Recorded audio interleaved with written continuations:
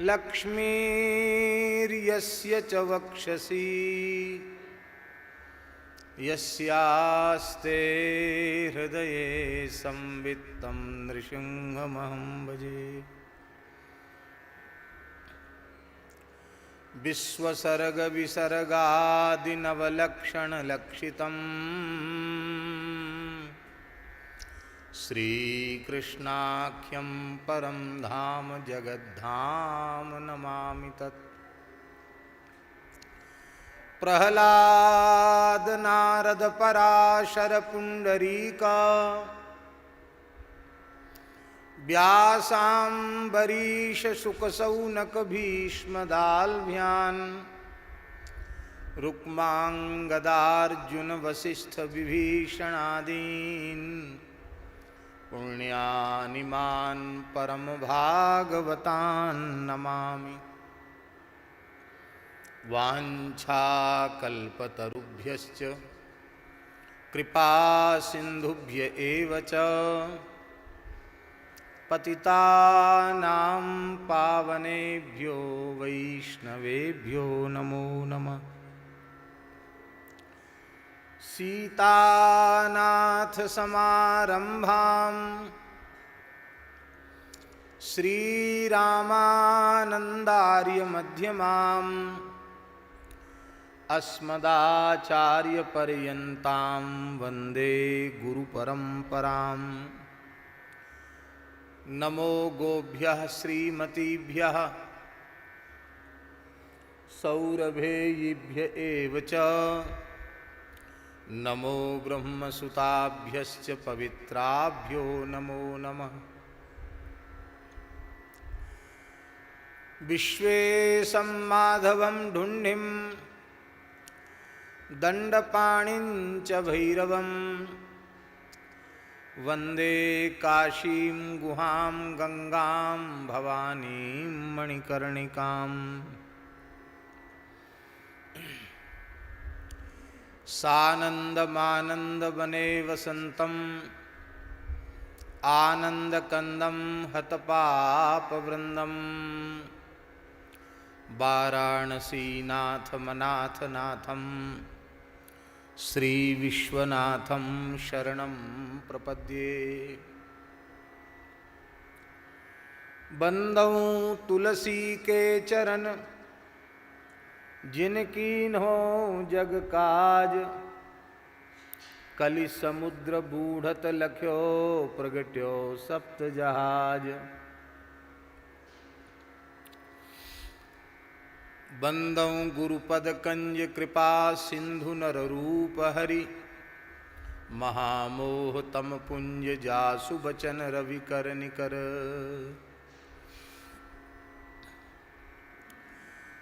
कल्याणानां निधानं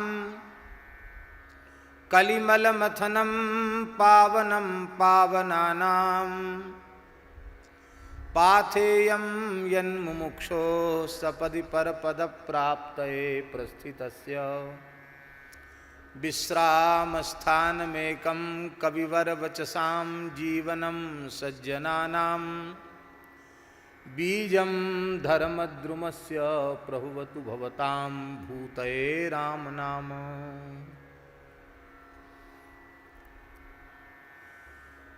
श्रीराम जय राम जय जय राम। श्रीराम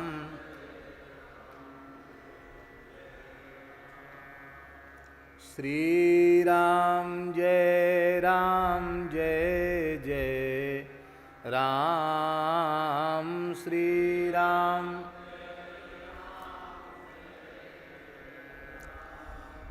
श्रीराम जय राम जय जय राम।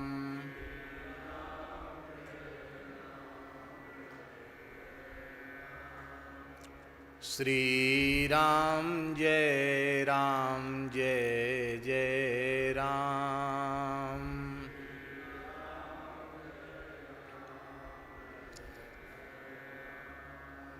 सीताराम जय सीताराम।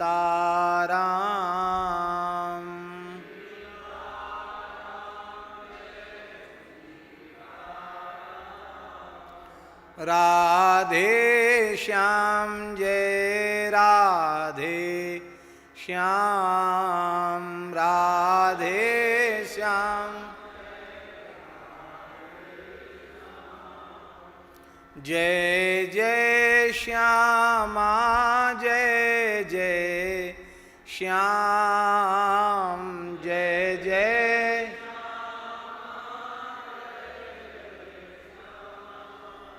जय जय श्री वृंदावन धाम।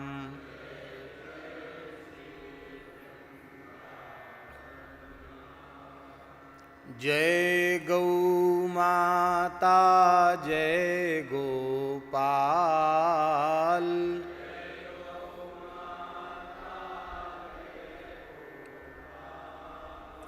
भक्तवत्सल प्रभु दीन दयाल।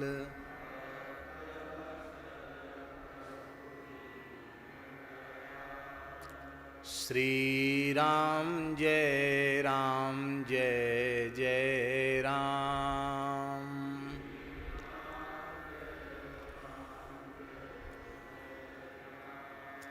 श्री सीता रामचंद्र भगवान की जय। श्री सीताराम नाम महाराज की जय। श्री नित्य साकेत बिहारिणी बिहारी जी महाराज की जय। श्री यमुना पुलिन बिहारिणी बिहारी जी महाराज की। श्री बंसीवट बिहारिणी बिहारी जी महाराज की। श्री गोपीश्वर महादेव की जय। श्री अन्नपूर्णा माता की जय। श्री यमुना महारानी की जय। श्री गिरिराज महाराज की जय। श्री 84 कोस ब्रजमंडल धाम की जय। श्री जड़खोर गोधाम की जय। श्री पथमेड़ा गोधाम की जय। यज्ञेश्वरी जगज्जननी गौ माता की जय। 84 कोस ब्रजमंडल धाम की जय। सब संतन की जय। सब विप्रन की जय। समस्त ब्रजवासीन की जय। श्री सद्गुरुदेव भगवान की जय। परम पूज्य श्री प्रेम भिक्षु जी महाराज की जय। श्री विनय पत्रिका जी की जय। श्री गोस्वामी तुलसीदास जी महाराज की। सपरिकर श्री काशी विश्वनाथ भगवान की जय। सब संतन की जय। एकादशी महारानी की जय। परम पूज्य श्री बालकृष्ण दास जी महाराज की जय। उनके तिरोभाव महामहोत्सव की जय। सब संतन की जय। जय जय श्री राधे जय जय श्री सीताराम। हर हर महादेव। हरिशरणम भक्तवांछा कल्पतरु भक्तवत्सल शरणागत वत्सल भगवान श्री हरि की महती कृपा करुणा से श्रीधाम वृंदावन में श्री बंसीवट ज्ञान गुदरी गोपीश्वर महादेव की सन्निधि में स्थित श्री मलुक पीठ के इस पवित्र परिसर में श्री नित्य साकेत बिहारिणी बिहारी जी की चरण सन्निधि में पूज्य संकीर्तन सम्राट श्री प्रेम भिक्षु जी महाराज के 50वें स्वर्ण स्मृति तिरोभाव महामहोत्सव के उपलक्ष्य में हम आप सबको गोस्वामी तुलसीदास जी के सर्वोत्कृष्ट ग्रंथ विनय पत्रिका के माध्यम से सत्संग करने का सौभाग्य प्राप्त हो रहा है। आज हमारे वृंदावन की एक विभूति की और तिथि है।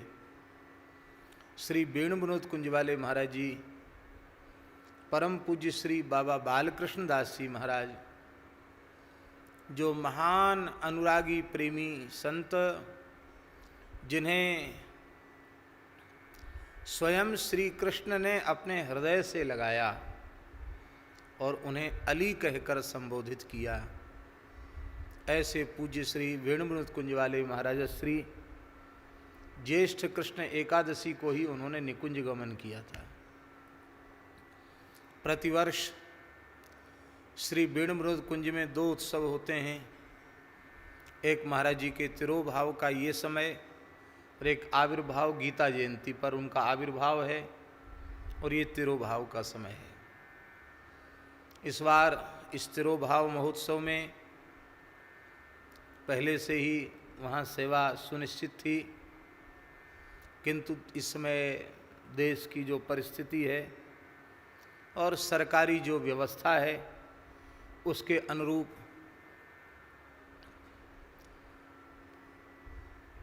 लोगों को आने जाने के लिए निषेध किया गया।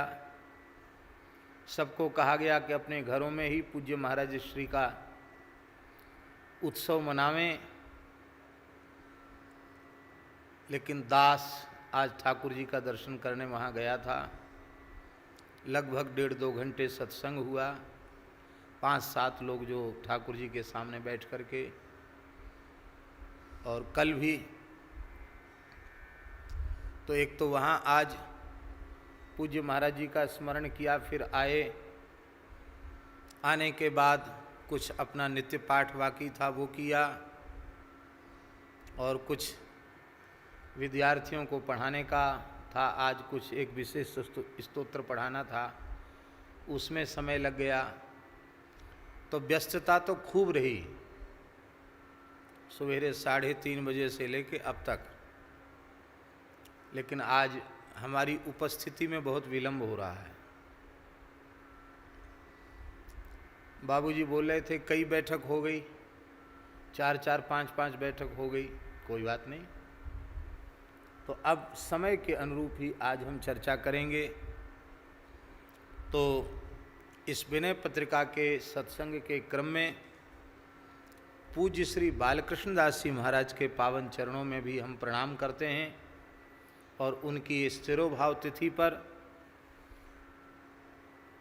उनके चरणों में भाव कुसुमांजलि अर्पित करते हैं। अधिक समय न लेते हुए सीधे पद का स्मरण करेंगे। गोस्वामी तुलसीदास जी महाराज का काशी से बड़ा लगाव, यद्यपि उनका आविर्भाव चित्रकूट क्षेत्र में हुआ, श्री यमुना जी के तट पर बसे हुए राजापुर गांव में सरयू पारीण विप्र कुल में पंडित श्री आत्माराम द्विवेदी जी के यहाँ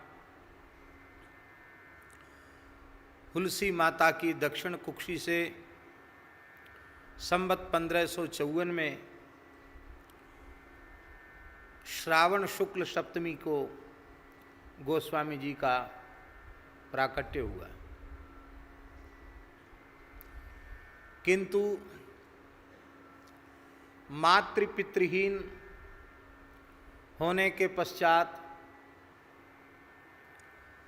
बाल्यावस्था में ही जब सद्गुरु पादाश्रय उन्हें प्राप्त हुआ, श्री स्वामी नरहरियानंद जी महाराज ने जब उनके ऊपर कृपा की,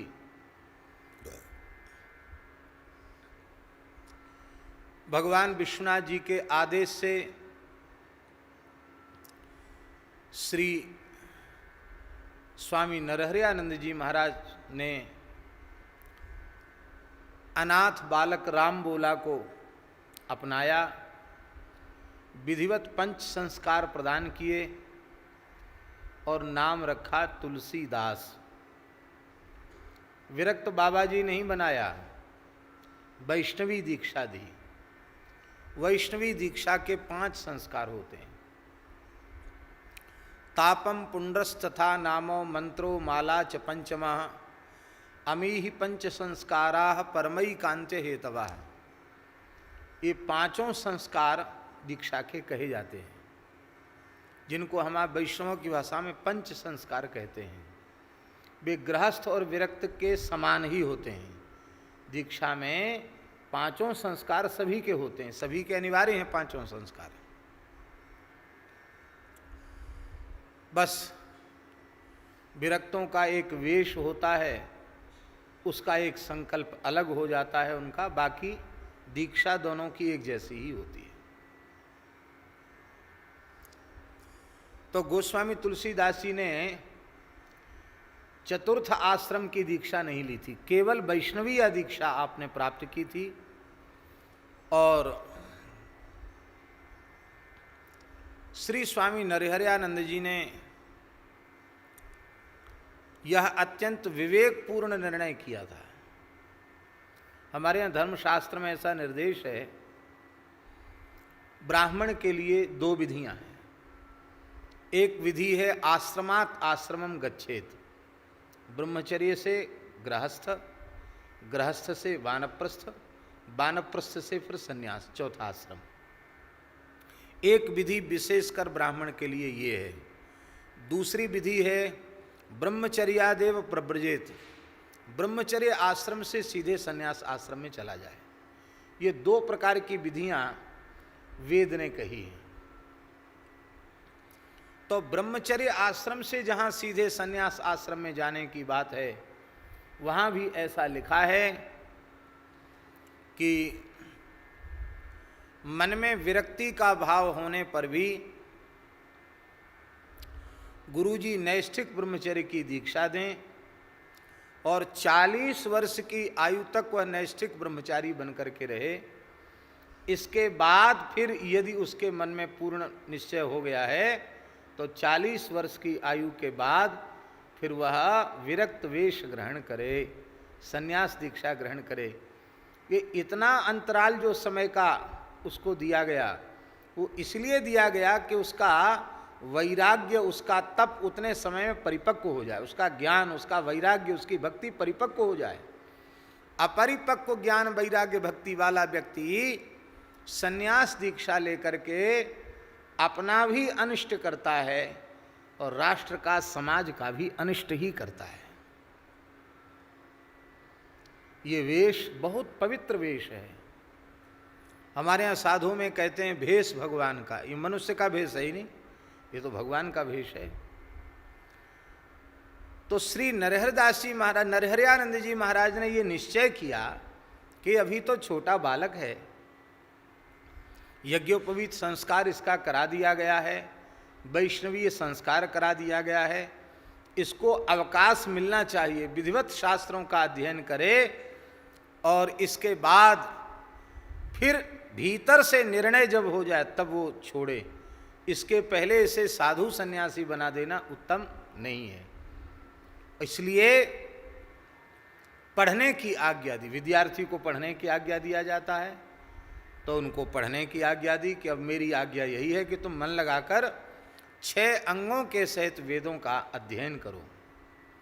और स्वयं स्वामी नरहरियानंद जी उनको काशी ले गए और अपने सहपाठी सखा काशी के परम विद्वान श्री शेष सनातन जी की पाठशाला में उनका प्रवेश कराया और उनके प्रिय छात्र के रूप में तुलसीदास जी वहाँ विद्यालय में प्रतिष्ठित हुए। और गोस्वामी जी ने विधिवत संपूर्ण वैदिक वाङ्मय का, संपूर्ण वेदों का, वेदांगों का, समस्त इतिहास और पुराणों का विधिवत स्वाध्याय किया है। इस विधिवत स्वाध्याय के बिना जो उनकी अपूर्व कृतियां हैं, उन कृतियों में जो संपूर्ण वेदादि शास्त्रों का सार आ गया है, ये संभव नहीं था। वे नहीं कह सकते थे नाना पुराण निगमागम समतम यद रामायणे निगदितम क्वचिदन्यतोपि। ये जो उनकी घोषणा है, यहां न पक्षपात कछु राखहूं, वेद पुराण संत मत भागहूं, ये वे घोषणा नहीं कर सकते थे। तो बाल्यकाल ऐसा समझिए कि तुलसीदास जी महाराज की लगभग 10 वर्ष की आयु में काशी वे पहुंच गए पढ़ने के लिए, और 10 वर्ष की आयु से लेकर लंबे समय तक वे काशी में ही विराजे। तो इसका आशय यह हुआ कि बाल्यकाल काशी में गया। 10 वर्ष की अवस्था बाल्यकाल ही होता है। और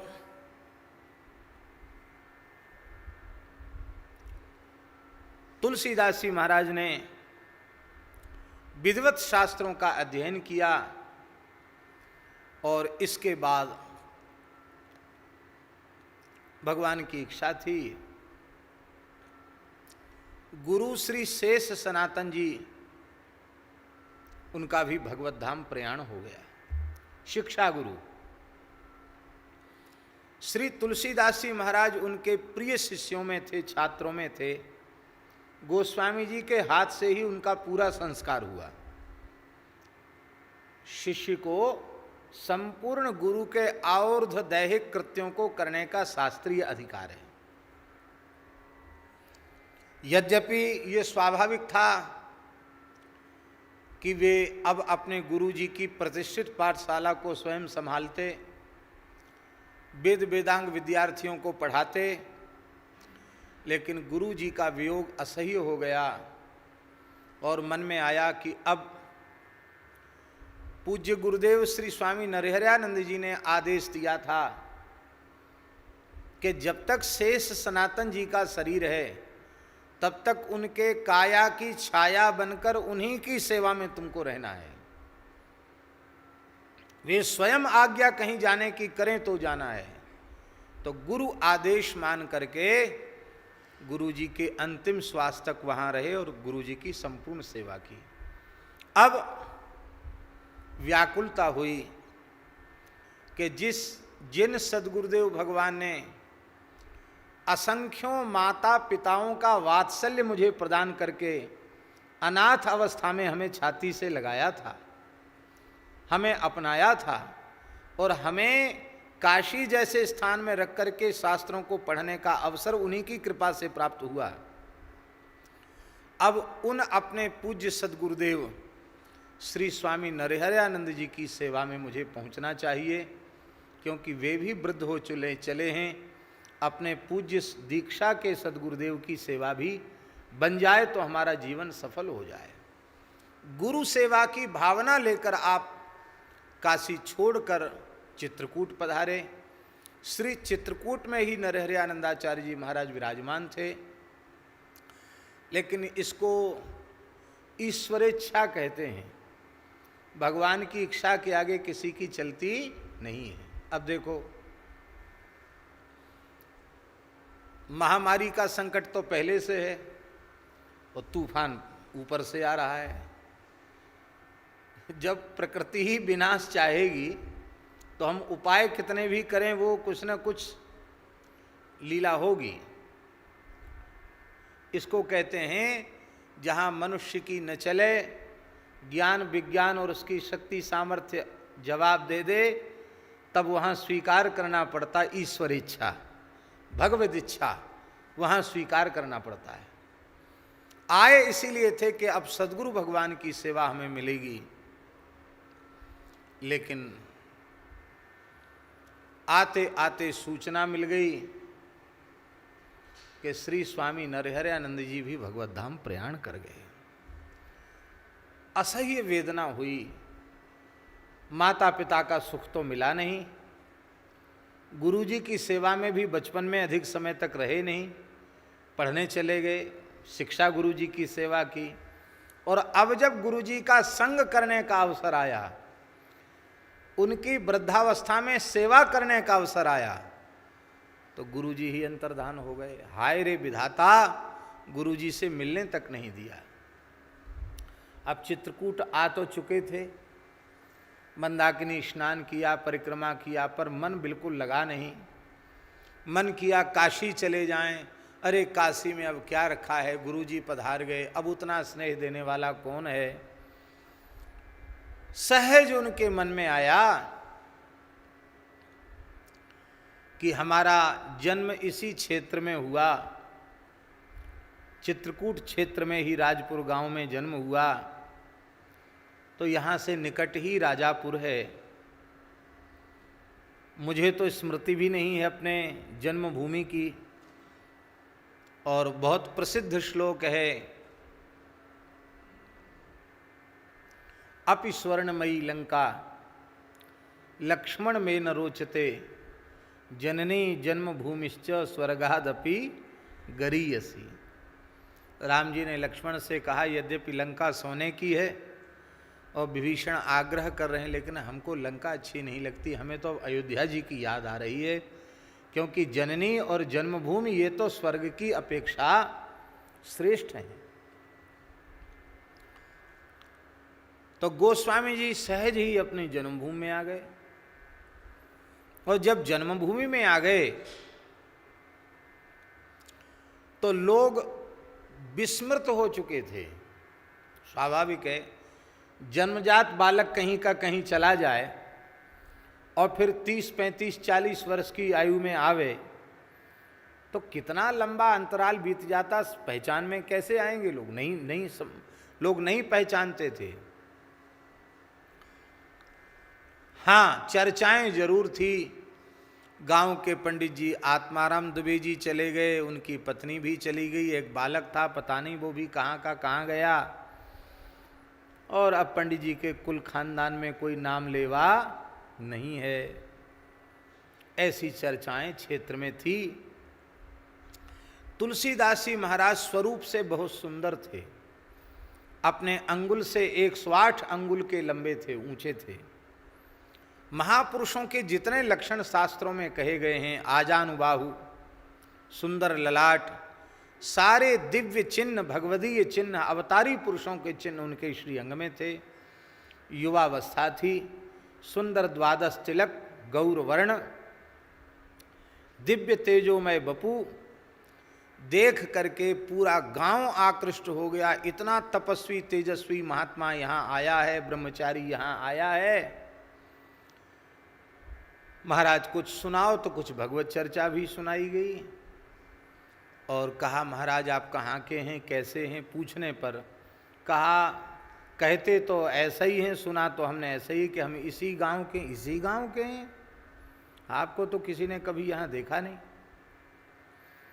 बोले पंडित श्री आत्माराम दुबे जी के हम पुत्र हैं। ओह, वो बालक इतना बड़ा हो गया, इतना सुंदर हो गया, वाह वाह वाह, बड़े प्रसन्न भये सब लोग, इतने योग्य बन गए।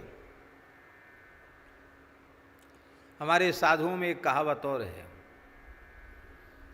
कि गांव के लोग पहले तो बड़े प्रभावित हो रहे थे, बाद में उनको पता चला कि अपने गांव के पंडित जी का मोड़ा है, पुत्र है, लाला है, तो वो कहने अरे ये कोई बड़े महात्मा थोड़े ही हैं, ये तो अपने गांव की जो हुलसी बाई थी ना, उनका बेटा तुलसी है ये। अब हुलसी बेटा का नाम धर दिया तुलसी, ले तुलसी हो गए। गोस्वामी जी हंसे, और आंसू कवि तो वे थे ही। उन्होंने कहा, साधुओं में दोहा बड़ा प्रसिद्ध है, तुलसी तहाँ न जाइए जहाँ जन्म को ठाऊं, ज्ञान ध्यान पूछे नहीं, धरें पुरानों नाव। लोगों ने घर ठीक करवा दिया, लिपाई पुताई करके, और वहीं उनको रहने को कहा। धीरे धीरे कथा प्रसिद्ध हो गई। दुखी तो थे ही, भगवत चर्चा में समय व्यतीत हुआ। गांव के लोगों ने खूब स्नेह प्रेम भी दिया, और सबने आग्रह किया कि पंडित जी का वंश तो नहीं डूबना चाहिए। तो भरद्वाज गोत्रोत्पन्ना एक अत्यंत पवित्रा कन्या से, रत्नावली से आपका विवाह हो गया। अब देखो, शुद्ध प्रेम कहीं न कहीं तो होगा। तो अब तक देखो, प्रेम करना, किसी से भी प्रेम करना, ये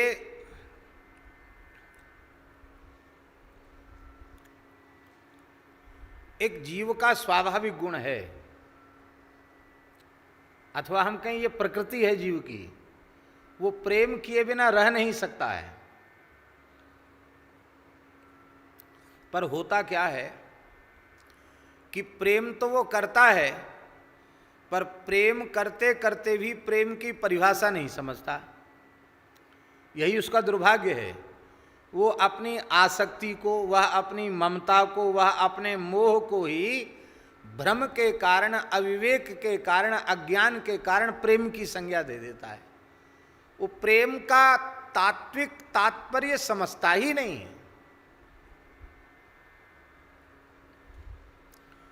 फिर भी चलो, वह प्रेम कहता तो है कि इसको वो प्रेम मानता है, स्वीकार करता है, पर उसका प्रेम विभक्त होता है, बटा हुआ होता है।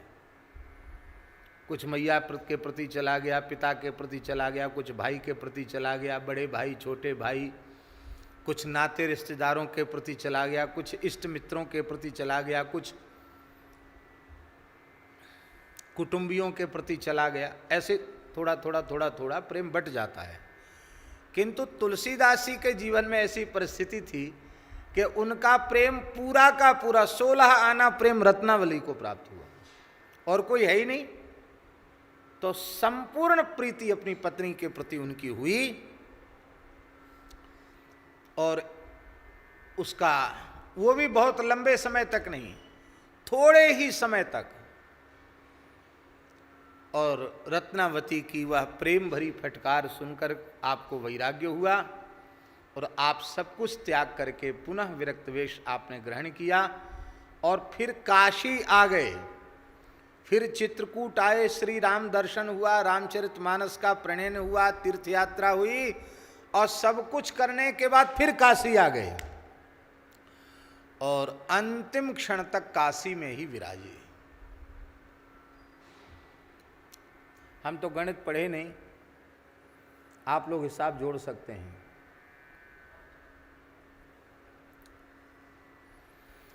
1554 में तुलसीदास जी का आविर्भाव है, और 1680 में तिरुभाव है। कितनी आयु हुई है? 126 वर्ष। मनुष्य की 120 वर्ष की पूर्णायु कही गई है, पूर्णायु 100 वर्ष की, और परमायु 120 वर्ष की कही गई। पर गोस्वामी तुलसीदास जी महाराज 125 नहीं, उससे भी 1 साल ज्यादा, 126 वर्ष की आयु तक विराजे, और स्वस्थ विराजे। कोई ऐसा नहीं कि उनको 10-5 लोगों का सहारा लेकर चलना पड़ता, ऐसा कुछ नहीं। पूर्ण स्वस्थ विराजे गोस्वामी तुलसीदास जी महाराज, और अंतिम क्षण में भी होश हवास में भगवत धाम गए, ऐसा नहीं कि बेहोशी में गए हों। अंत में लोगों ने कहा अब तो कुछ कहिए, बोले अब हम मौन होना चाहते हैं, मौन हो गए। ले आपके अंतिम उपदेश से हम लोग वंचित हो रहे हैं, तब आपने लिखकर अंतिम उपदेश दिया, तो अब लिखना। स्वस्थ सावधान व्यक्ति, स्वस्थ मस्तिष्क वाला व्यक्ति ही लिख सकता है। मरणासन्न व्यक्ति से कहो कि तुम कविता लिखो, मरणासन्न व्यक्ति कविता लिखेगा? पर लाखन में एक बात तुलसी बताए जात, जन्म जो सुधारो चाहो तो श्री राम नाम लीजिए।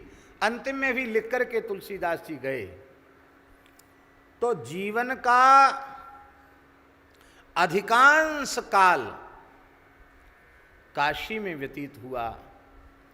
भगवान भूत भावन विश्वनाथ की अपार कृपा, भगवती जगदम्बा अन्नपूर्णा पार्वती की अपार कृपा, जिन्होंने बचपन में अनाथ अवस्था में गोद में बिठाकर खीर खिला करके पाला पलोसा, उनके प्रति तुलसीदास जी के हृदय में कृतज्ञता का भाव होना स्वाभाविक है। और जिस काशी में अंतिम क्षण तक वे विराजे, उस काशी में उनका अनुराग होना, उसकी प्रीति होना स्वाभाविक है। अब देखो,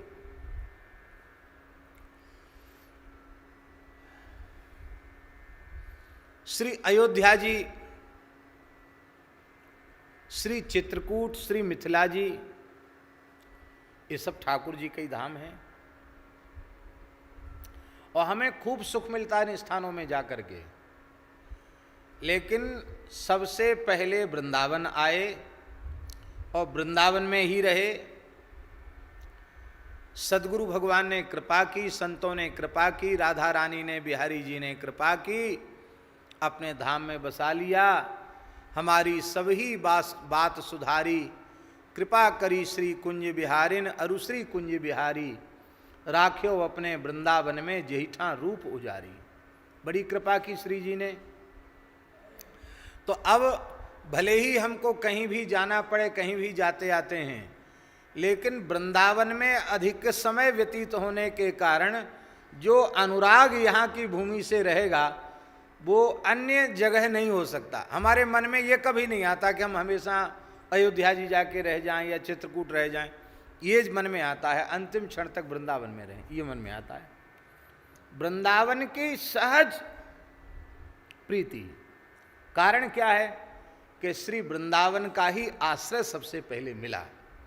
ये बात दास इसलिए निवेदन कर रहा है कि जो जहाँ रहता है वहाँ की भूमि भर भी अनुग्रह करती है। वहाँ के सिद्ध, वहाँ के देवता, वहाँ के तीर्थाधिष्ठात्र देवता सब कृपा करते हैं।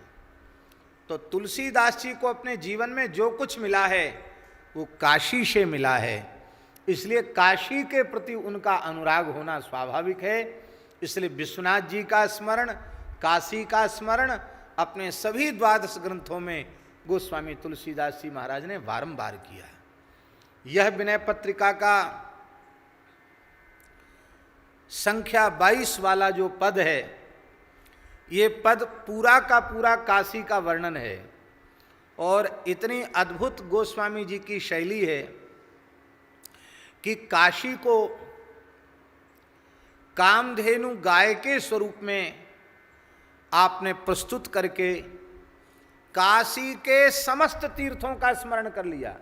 काशी के जितने प्रधान प्रधान तीर्थ हैं सबका स्मरण कर लिया, जिसे पुराणों में काशी की अंतर्गृही कहा गया। काशी की संपूर्ण अंतर्गृही का स्मरण कर लिया।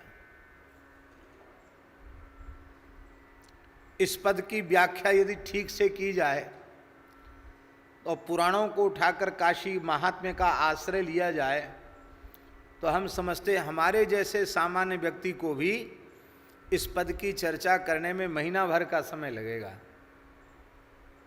एक एक तीर्थ की इतनी महिमा है पुराणों के अनुसार, पर वे महिमा के वचन पुराणों में ही दृष्टव्य हैं। स्कंद पुराण, लिंग पुराण, पद्म पुराण, सभी पुराणों में काशी का महात्म्य है। प्रायः उन पुराणों में वो महात्म्य देख लेना चाहिए, वो हम नहीं कहेंगे। यहाँ एक और विशेषता है। गोस्वामी तुलसीदास जी महाराज ने जहाँ विनय पत्रिका में सबका वंदन किया, सबकी स्तुति की, सबका स्मरण किया, वहाँ वे सनातन धर्म का प्राण, वैदिक धर्म का मूल, जो भारतीय वेद लक्षणा गाय है, उस गाय की महिमा का वर्णन न करें, गाय की स्तुति न करें, गाय का वंदन न करें, ये कैसे संभव होता। इसलिए काशी को कामधेनु गाय का स्वरूप मान करके ये एक विलक्षण उनकी काव्य की शैली है, जहाँ गाय की महिमा और काशी की महिमा एक साथ वे कह रहे हैं। एक ही पद के दो अर्थ हैं। गाय सामने खड़ी है, ये गाय क्या है? बोले भैया आपको मुक्ति की चाह है तो आपको काशी जाना पड़ेगा। काशी चलकर आपके पास नहीं आएगी, आपको काशी जाना पड़ेगा और काशी जीवन भर रहना पड़ेगा, अंतिम श्वास तक रहना पड़ेगा। जब वहाँ प्राण विसर्जन करोगे तो भगवान शिव श्री राम तारक का उपदेश देंगे और मोक्ष प्रदान करेंगे। ये काशी की विधि है। लेकिन आप चाहें कि हमें काशी न जाना पड़े, काशी हमारे पास आ जाए और जो लाभ काशी वास से होता है वो लाभ हमको घर बैठे मिल जाए, तो ये कैसे संभव है? इस पद में गोस्वामी जी कहते हैं कलयुग की काशी तो कामधेनु गाय ही है। आप लोग कहेंगे गाय को ही काशी कहा तुलसीदास, काशी तो काशी है ही है, काशी कामधेनु स्वरूपा है, यह भी सत्य है, किंतु वस्तुतः इस कराल कलिकाल में चलती फिरती मुक्ति देने वाली काशी तो भारतीय देसी गाय ही है। आप लोग कहेंगे यहाँ इतने लंबे विशेषण कहाँ हैं, वेद लक्षणा भारतीय देसी गाय। हमारी तो उम्र ही बहुत ज़्यादा नहीं है, लेकिन यहाँ बड़े बूढ़े लोग बैठे हैं, शायद 50-60 साल पहले भारतीय और देसी विशेषण लगाने की आवश्यकता नहीं थी। कोई जानता ही नहीं था कि दूसरी कोई जर्सी फर्सी और हॉलिस्ट्रेन ये गाय होती है, ये भी गाय होती है, कोई जानता ही नहीं था। सब जानते थे गैया तो देसी होती। हो बाबा क्या कह रहे हो? थी नहीं, लो अब बड़े बूढ़े सुखराम दास जी महाराज प्रमाण हैं। अभी भी गांव में बुंदेलखंड क्षेत्र की तो स्थिति यह है कि अभी भी बुंदेलखंड में लोग जर्सी नहीं पहचानते। अभी भी ऐसे गांव हैं तमाम, छोटी छोटी गैया हैं, वो भले गिलास में दूध काढ़ लेते हैं लोग वहां के, लेकिन वो लोग जानते नहीं कि जर्सी भी होती है।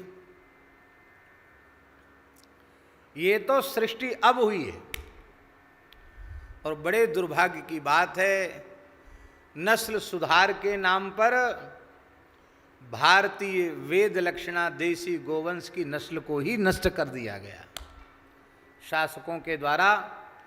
और ये नस्ल संहार, गोवंश के संहार, तमाम भारतवर्ष की प्राचीन गायों की नस्लें सर्वथा नष्ट ही हो गई, समाप्त हो गई। तो यहां गाय को प्रत्यक्ष काशी कहा गया, तो ये दूसरे तरह का पशु भी आ गया, इसलिए ये विशेषण लगाना पड़ता है वेद लक्षणा भारतीय देसी गाय। तब आप एक प्रश्न और कर सकते हैं, वो प्रश्न ये है, श्री वृंदावन बिहारी लाल की जय। वो प्रश्न ये है कि यहां तो कामधेनु कली काशी कहा गया, कामधेनु गाय को काशी कहा गया है, तो ये तो कामधेनु है नहीं। कामधेनु शब्द सुनकर के ही हमारी बुद्धि में एक कल्पना हो जाती है कि कोई स्वर्ग की गैया है, उसका नाम कामधेनु है और जो मांगो सो वो दे देती है। पर इस भ्रम को अपनी बुद्धि से निकाल देना चाहिए। इस भूलोक का जितना गोवंश अथवा ब्रह्मांड में स्थित जितना गोवंश है, वो सबका सब गोवंश कामधेनु ही है, क्योंकि कामधेनु की संतान कामधेनु ही होगी।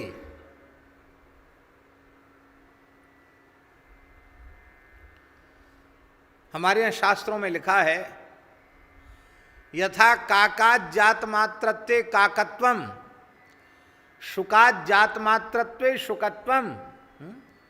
कौआ से पैदा हुआ तो कौआ होगा, तोता से पैदा हुआ तो तोता होगा। इसी तरह से कामधेनु की संतान जो होगी वह कामधेनु ही होगी, दूसरी नहीं हो सकती। इसलिए प्रत्येक गाय कामधेनु है। पर हमारा मन इतना मलिन है, हमारे पाप इतने प्रबल हैं, प्रचंड हैं, बुद्धि इतनी भ्रष्ट हो चुकी है कि हमें शास्त्र, संत और सद्गुरु इनके वचनों में श्रद्धा नहीं रही, इनके वचनों में हमारा विश्वास नहीं रहा। हम हर जगह कुतर्क करते हैं, हर जगह संशय करते हैं, संदेह करते हैं। और गीता जी में तो भगवान ने सीधे ही कह दिया, संशय आत्मा विनश्यति, संशय आत्मा नष्ट हो जाता है। जहाँ कहीं आपकी निष्ठा हो, एक जगह अपनी निष्ठा को दृढ़ करो, ढुलमुल निष्ठा से काम नहीं चलेगा। हम इस तरह की बातें कहते नहीं हैं, पर कह देते हैं, मन में आ गई तो। एक राम जी के भगत थे, एक मुसलमान भाई थे, वो खुदा के भगत थे। तो कौन का भगवान श्रेष्ठ है, ऐसी कुछ तर्क वितर्क होने लग गया।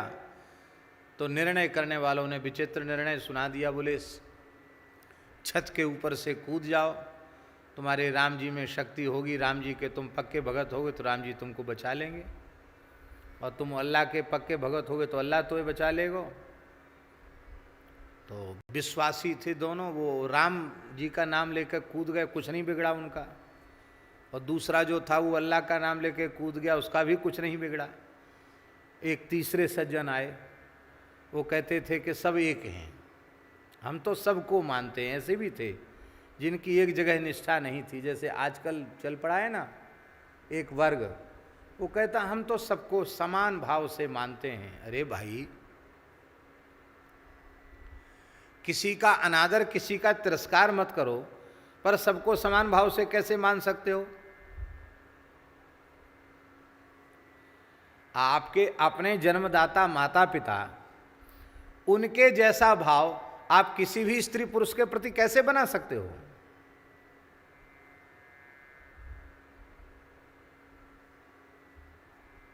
यहां जाओ भंडारी जी, महंतों का आसन यही है। तो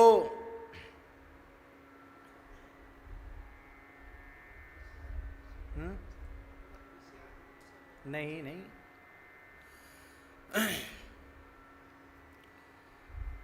तो एक ऐसे थे जिनकी एक में निष्ठा नहीं थी, एक निष्ठ नहीं थे। अब मन में वो सोचने लगे, कुछ बुद्धिमान ज़्यादा थे, किसी किसी को अपनी अकल का भी अजीर्ण हो जाता है, बुद्धि का अजीर्ण था उनको। वो कहते थे, उन्होंने विचार किया कि दोनों हैं तो ताकत तो दोनों में है, राम जी में भी ताकत है, बचा लिया अपने भगत को, अल्लाह में भी ताकत है, बचा लिया अपने भगत को। इसका मतलब दोनों ताकतवर हैं, तो हम तो सबको मानते हैं। तो वो ना राम जी का स्मरण किया, ना उन्होंने खुदा का स्मरण किया। बोले जय राम खुदैया, तो जय राम खुदैया कह के वो कूदे, तो हाथ पांव तो टूटे ही और चले गए। जय सिया राम। तो कहने का अर्थ है कि तर्क वितर्क है, संदेह है, संशय है, इसलिए हमें फल की प्राप्ति नहीं होती है। बिनु विश्वास भगति नहीं, तेहि बिन द्रवहि न राम, राम कृपा बिन सपने हूं, जीवन लह विश्राम। विश्वास बहुत अपेक्षित है। इस पद में भी गोस्वामी जी विश्वास पर बड़ा बल देंगे। काशी की महिमा अवश्य है, पर इस महिमा की अनुभूति उसी को होगा जिसकी गुरु में, संत में, शास्त्र में, वेद की ऋचाओं में श्रद्धा है और विश्वास है। श्रद्धा विश्वास नहीं है तो काशी का फल की, काशी वास के फल की अनुभूति भी उसको नहीं होगी।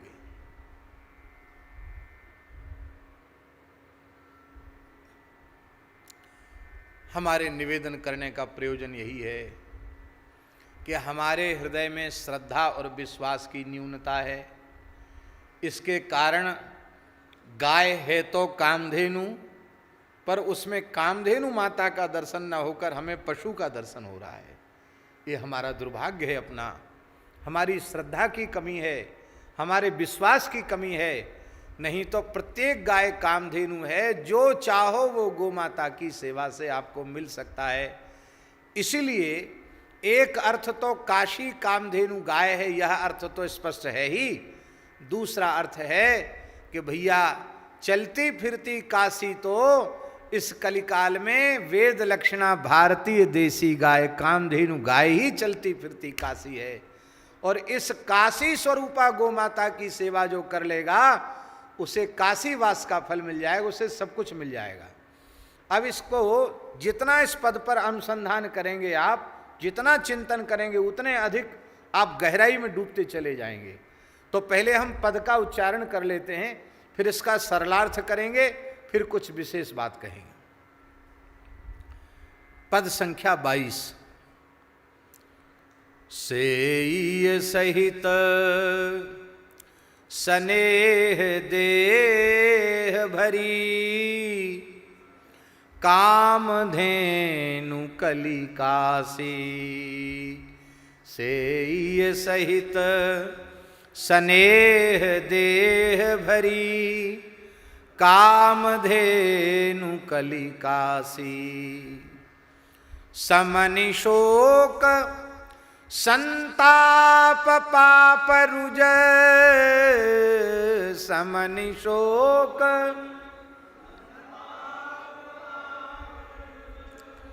सकल सुमंगल राशि,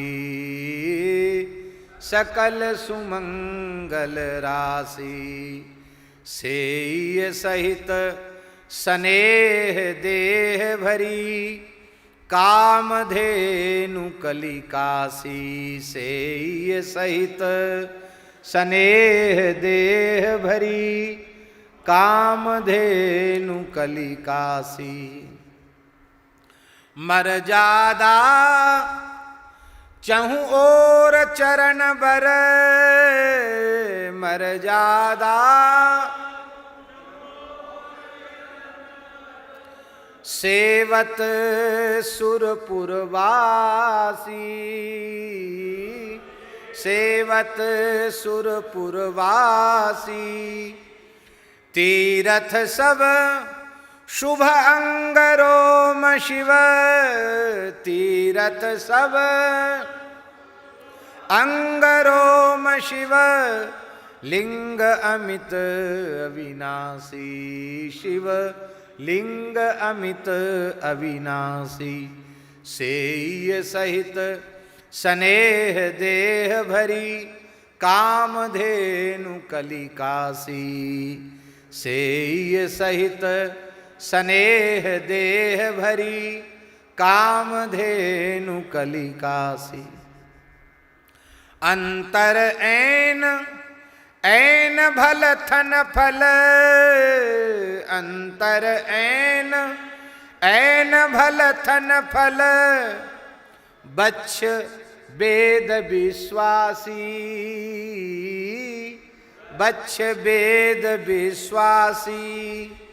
गल कंबल वरुणा विभाति जनु, गल कंबल लूम लसती सरितासी, लूम लसती सरितासी। सेई सहित स्नेह देह भरी, कामधेनु कलिकासी। सेई सहित स्नेह देह भरी, कामधेनु कलिका। दंडपाणि भैरव विषाणमल, दंडपाणि भैरव विषाणमल।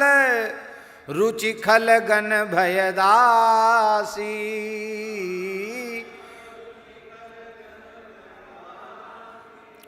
लोल दिनेश त्रिलोचन लोचन, लोल दिनेश त्रिलोचन लोचन।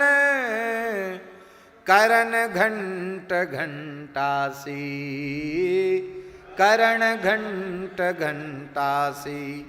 सेई सहित स्नेह देह भरी, कामधेनु कलिकासी। सेई सहित स्नेह देह भरी, कामधेनु कलि। मणिकर्णिका बदन शशि सुंदर, मणिकर्णिका सुरसरी सुख सुख मासी, सुरसरी सुख सुख मासी। स्वारथ परमारथ परिपूरन, स्वारथ पंचकोशि महिमासी, पंचकोशि महिमासी। सेय सहित स्नेह देह भरी कामधेनु कलिकासी सेय सहित स्नेह देह भरी कामधेनु कलिकासी। विश्वनाथ पालक कृपालुचित विश्वनाथ लालती नित गिरजासी लालती नत गिरजासी। सिद्धि सची शारद पूजहि मन सिद्धि सची शारद पूजहि मन जोगवती रहती रमासी जोगवती रहती रमासी। सेय सहित स्नेह देह भरी कामधेनु कलिकासी सेय सहित स्नेह देह भरी कामधेनु कलिकासी। पंचाक्षरी प्राण मुद माधव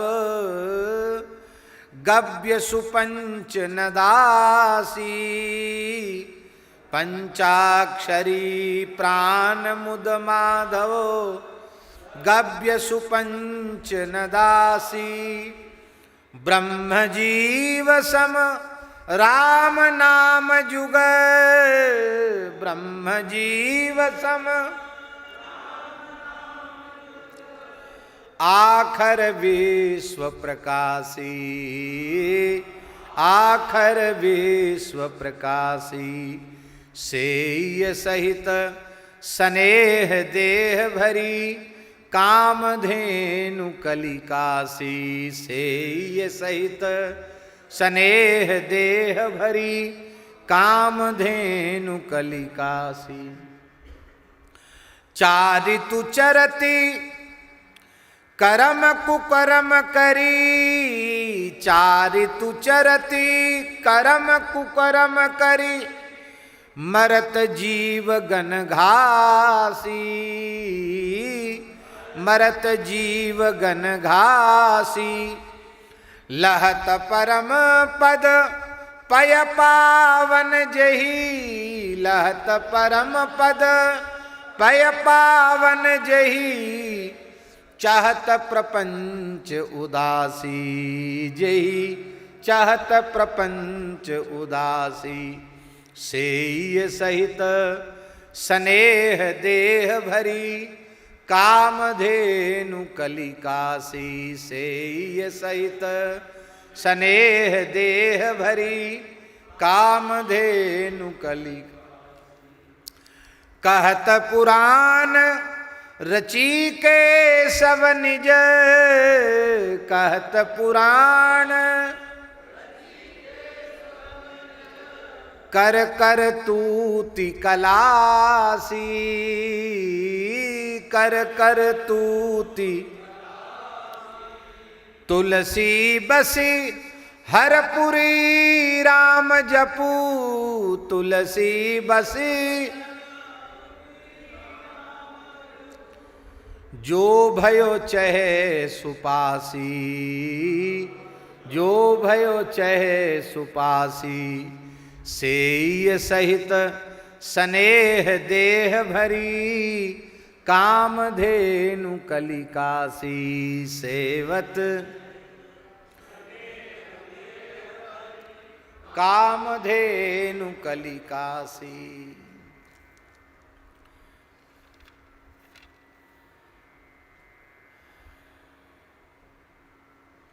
पहले काशी वाला अर्थ कर दें फिर गाय वाला अर्थ करेंगे।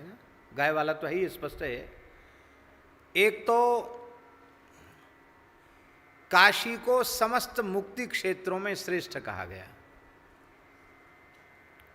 मुक्ति क्षेत्रों में काशी को सबसे श्रेष्ठ पुराणों में कहा गया है। भागवत जी में लिखा है जितने मुक्ति क्षेत्र हैं उसमें काशी ह्यनुत्तमा काशी सर्वोपरि है। भागवत जी के बारे में स्कंद में सुखदेव जी महाराज कह रहे हैं।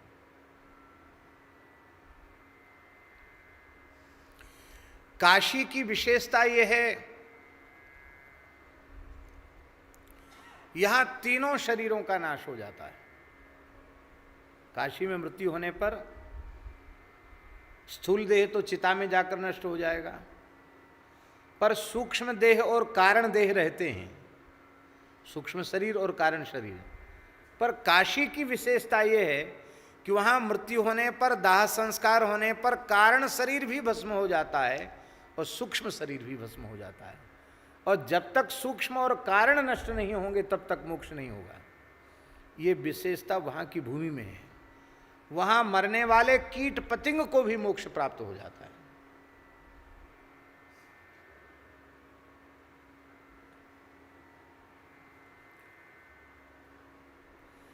तो मुक्ति क्षेत्रों में काशी सबसे श्रेष्ठ है। और हमारे वैदिक सनातन धर्म के अनुसार, ऋषियों की मान्यता के अनुसार, मनुष्य के उद्धार में,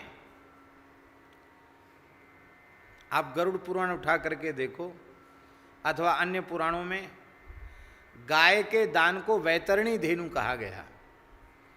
इसका मतलब है, हमारे यहाँ यह मान्यता है कि भैया गैया का दान करके मरा तो मोक्ष हो गया। गैया की पूंछ पकड़ के किसी पवित्र ब्राह्मण को दान कर दिया तो कहते हैं कि अब ये गोलोक धाम चला गया, अब ये मुक्त हो गया। तो काशी को कामधेनु गाय के रूपक में गोस्वामी जी ने इसलिए प्रस्तुत किया कि काशी मुक्ति प्रदा है और गाय भी मुक्ति प्रदा है। गाय मुक्ति देने वाली है, काशी भी सद्य मुक्ति देने वाली है, गाय भी सद्य मुक्ति देने वाली है। इसलिए गाय को काशी कहा, काशी को गाय कहा, ऐसा कहा गोस्वामी। पर तुलसीदास जी महाराज कह रहे हैं कि सेय सहित स्नेह, इस काशी रूपी कामधेनु गाय का सेवन अथवा कामधेनु स्वरूपा काशीपुरी का सेवन सामान्य बुद्धि से नहीं करना चाहिए। स्नेह, स्नेह पूर्वक सेवन करना चाहिए, प्रेम पूर्वक सेवन करना चाहिए। देखो, गाय की प्रेम पूर्वक सेवा करोगे तो गाय के प्रति अपराध नहीं बनेंगे, और गाय के प्रति अपराध नहीं बनेंगे तो गाय कृपा करके अपनी महिमा का प्रकाश स्वयं ही कर देगी। आपने अनुभव किया होगा पिताजी कि पूज्य स्वामी श्री दत्त शरणानंद जी महाराज, गोऋषि स्वामी श्री दत्त शरणानंद जी महाराज पथमेड़ा महाराज जी, उन्होंने कोई विधिवत न्याय व्याकरण वेदांत आदि शास्त्रों को पढ़ा हो, ऐसा नहीं है। काशी में, अयोध्या में कहाँ जाकर उन्होंने प्रथमा से लेकर आचार्य तक उत्तीर्ण की? पढ़ी नहीं। संस्कृत की पढ़ाई विधिवत नहीं हुई तो बोले चलो कोई बात नहीं, स्कूल में विद्यालय में नहीं पढ़े होंगे, अब पढ़ते रहे तो पढ़ने की फुर्सत कहाँ है उनको। लाखों गायों के पोषण पालन में वे लगे हैं। उनका सोना, जगना, बैठना, चलना, फिरना, देखना, समझना, सुनना सब गाय के लिए है, और वे ऐसा समझें कि उनका जीवन ही गाय है। तो उनके पास इतना अवकाश नहीं है कि वे बड़े बड़े पोथन्ना खोल के उलट पलट के पढ़ें, जैसा हमने उनके निकट जाकर अनुभव किया है। उनको इतना अवकाश नहीं है कि वो पुस्तक पढ़ें, ग्रंथ पढ़ें। लेकिन जब कभी वे गाय के बारे में कुछ भी अपनी वाणी से बोलते हैं तो वह शास्त्र सम्मत तो होता ही है, ऐसा अद्भुत बोलते हैं कि माने उसका कोई जोड़ नहीं। कोई व्यक्ति भारतवर्ष का बड़े से बड़ा विद्वान उतना बढ़िया गाय के संबंध में कुछ नहीं कह सकता जो वाणी गाय के संबंध में पूज्य पथमेड़ा महाराज जी की निकलती है। क्यों? वे स्नेह पूर्वक गोमाता की सेवा करते हैं। वे पशु मानकर नहीं, वे भगवान की भी मां मानकर, हरिहर की भी परम वंदिता आराध्या उपास्या मानकर गाय की सेवा करते हैं। इसलिए ऐसा लगता है कि पूज्या गोमाता ने अपने रहस्यों का, अपनी गरिमा का, अपनी महिमा का, अपने तत्व का उनके भीतर स्वयं प्रकाश कर दिया है। गाय ने अपने स्वरूप को उनके अंतःकरण में प्रकट कर दिया, प्रकाशित कर दिया है।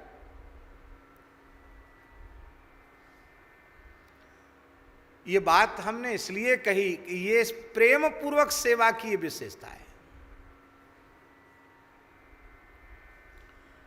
प्रेम जहां भी होगा ना, वहां तत्वबोध अवश्य हो जाएगा।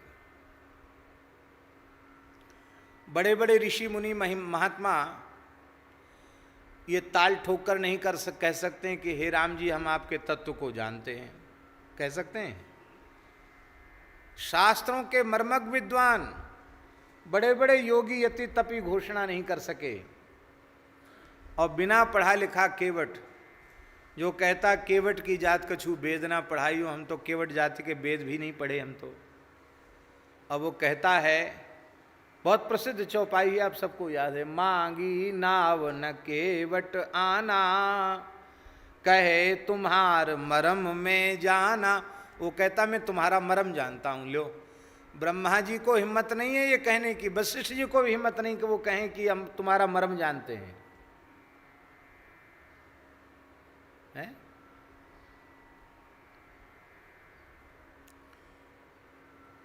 वाल्मीकि जी क्या कह रहे हैं? जग पेखन तुम देख निहारे, जग पेखन तुम देख निहारे, विधि हरि शंभु नचावन वारे, तेऊ न जानहि मरम तुम्हारा, और तुम्हीं को जान निहारा। लो साहब,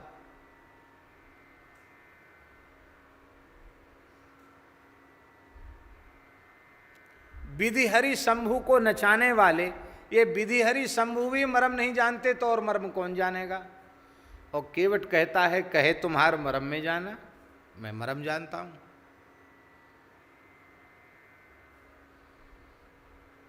क्या वो तपस्या के बल से बोल रहा है या योग ध्यान समाधि के बल से बोल रहा है? न तपस्या उसमें है, न कोई योग ध्यान समाधि है, न कोई शास्त्रों का बोध है, पर वो कैसे बोल रहा है? भले ही निरक्षर भट्टाचार्य ही क्यों न हो, पर श्री रघुनाथ जी मेरे हैं, हम श्री रघुनाथ जी के हैं, उनके प्रति उसकी निश्चल प्रीति है। उस प्रेम के कारण श्री रघुनाथ जी ने उसके भोले भाले निर्मल हृदय में अपने तत्व का प्रकाश कर दिया। और केवट बोल पड़ा कि कहे तुम्हारे मर्म में जाना, मैं तुम्हारे मर्म को जानता हूं। प्रेम होगा तो मर्म समझ में आ जाएगा। होए प्रेम, विशुद्ध प्रेम हो, निश्चल निष्कपट प्रेम हो। उद्धव जी बड़े भारी ब्रह्मज्ञानी, शिष्यो बृहस्पति है साक्षात, धरती में कोई पढ़ाने वाला ही नहीं था उनके लिए, देवगुरु बृहस्पति ने पढ़ाया उनको। प्रकांड विद्वान, अपने समय के सबसे बड़े विद्वान थे उद्धव जी महाराज। इतने बड़े विद्वान यहां पढ़े और यहां से फिर स्वर्ग तक पढ़ने गए, इसी शरीर से, सामान्य बात तो नहीं है। और वे उद्धव जी श्री कृष्ण के परम भक्त हैं और वे जानते हैं कि श्री कृष्ण क्या हैं। बोले श्री कृष्ण परात्पर परतत्व हैं, कृष्णस्तु भगवान स्वयं, जानते हैं इस तत्व को। और वे कहते भी हैं गोपियों से कि गोपी क्या तुम चर्चा करती हो उनके बारे में, कितना काल हो गया वेदों को उनका यश गाते गाते, वे तो था पा नहीं पाए, वे तो नेति नेति कहकर वर्णन करते हैं। अरे सामान्य जीव उनके बारे में क्या समझेगा? गोपी बोली तुम हमारे श्याम सुंदर को भले ही मत जानो, और तुम्हारो वेद भले ही पार ना पाए पावे हमारे श्याम सुंदर को, पर ये हमारे प्राण जीवन धन हैं, ये हमारे प्रीतम हैं, इनकी तो नसे नसे जाने हम, इनकी नस नस को जाने। ये कैसे हैं, इनकी नस नस हम जाने। लो साहब, कौन कह सके कि ठाकुर जी की नस नस हम जानते हैं? ये क्या है? क्या वे गोपियां यह नहीं समझती हैं कि ये परमात्मा ही समझती हैं? यदि वे ये न समझती तो ये कह ही नहीं सकती थी, न खलु गोपिका नंदनो भवान अखिल देहिना मंत्रात्मद्रेक विखन सार्थितो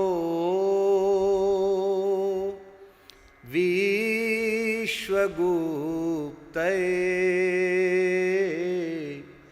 सख उदेयीबान सात्वताम कुले। हे श्याम सुंदर, आप केवल यशोदा नंदन नहीं हैं, गोपिका नंदन नहीं हैं, आप तो प्रत्येक प्राणी की अंतरात्मा में विराजमान अंतर्यामी परमात्मा है। सबकी अंतरात्मा पर दृष्टि आपकी टिकी रहती है। आप तो ब्रह्मा जी की प्रार्थना स्वीकार करके ब्रज में अवतीर्ण हुए हैं। बिखन सा अर्थिता प्रार्थिता, बिखन सा मैंने ब्रह्मणा, ब्रह्मा जी की प्रार्थना पर आपने अवतार लिया है। विश्वगुप्त, सारी धरती की रक्षा करने के लिए विप्रधेनु सुर संत हित लीन मनोज अवतार, इन सब की रक्षा के लिए आपने अवतार लिया है। हे प्रभु, तो ये बात कैसे कहती वो? ऐसे ये नहीं कर सकती थी। भगवत तत्व को वो न जानती हो, केवल गोप कुमार समझती हो, ऐसी बात नहीं है। लेकिन वे कहते हैं कि चाहे जितने बड़े से बड़े बने रहे, हमारे तो प्रीतम हैं।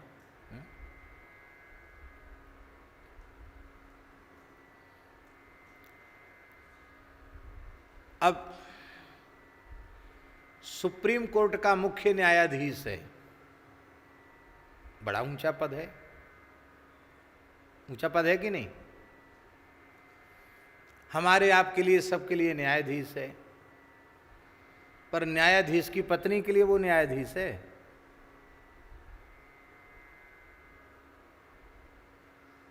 अथवा चलो पत्नी के लिए भी एक बार मान लो, छोटा सा बच्चा है न्यायाधीश का, उसके लिए भी वो न्यायाधीश है, उसके लिए तो बाप है।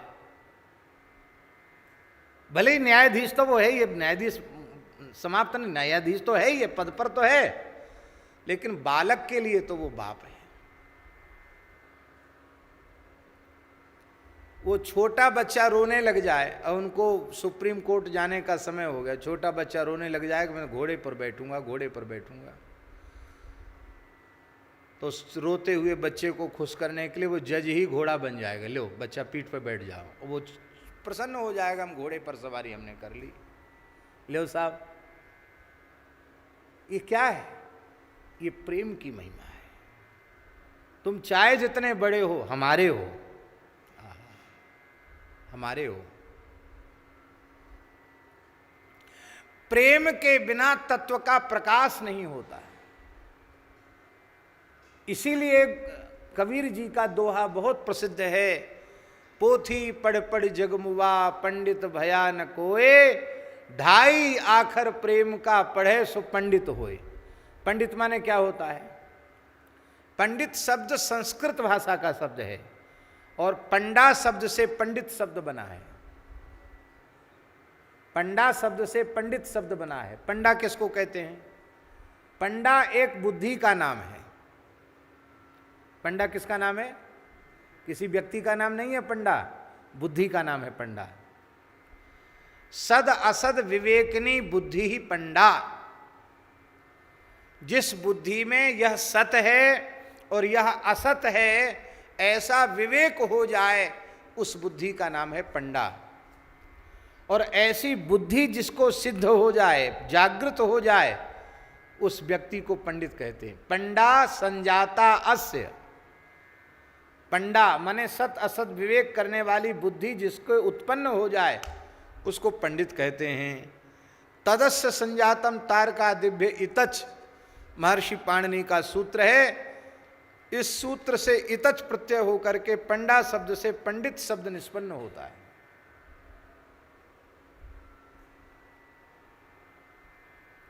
सत असत का विवेक का मतलब क्या है?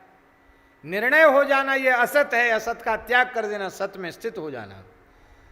सरलार्थ करेंगे तो तत्वबोध, और दार्शनिक भाषा में कहेंगे तो अपरोक्षानुभूति।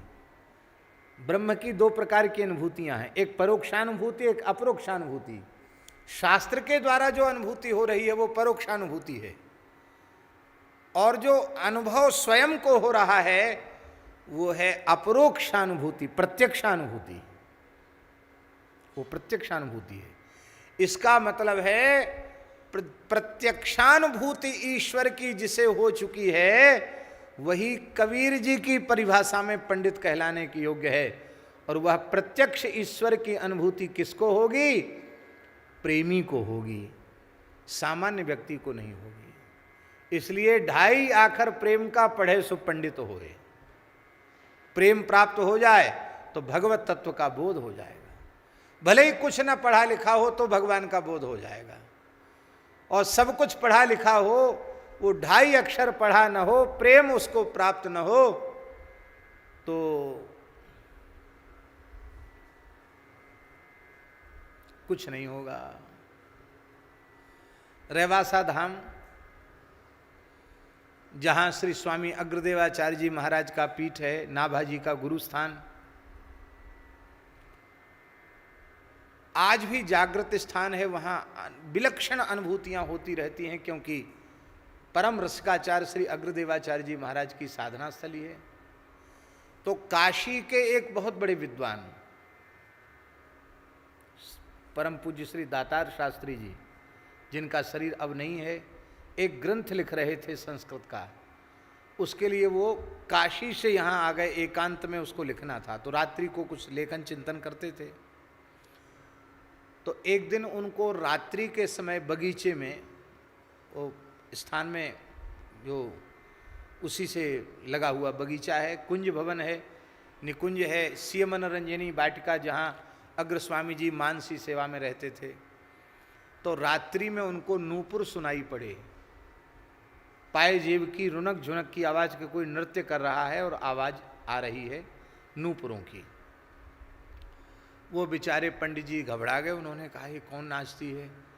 सवेरे उन्होंने रेवासा महाराज जी से कहा कि रेवासा महाराज जी तो उनसे काशी में पढ़े हुए थे, उनका नाम लिया।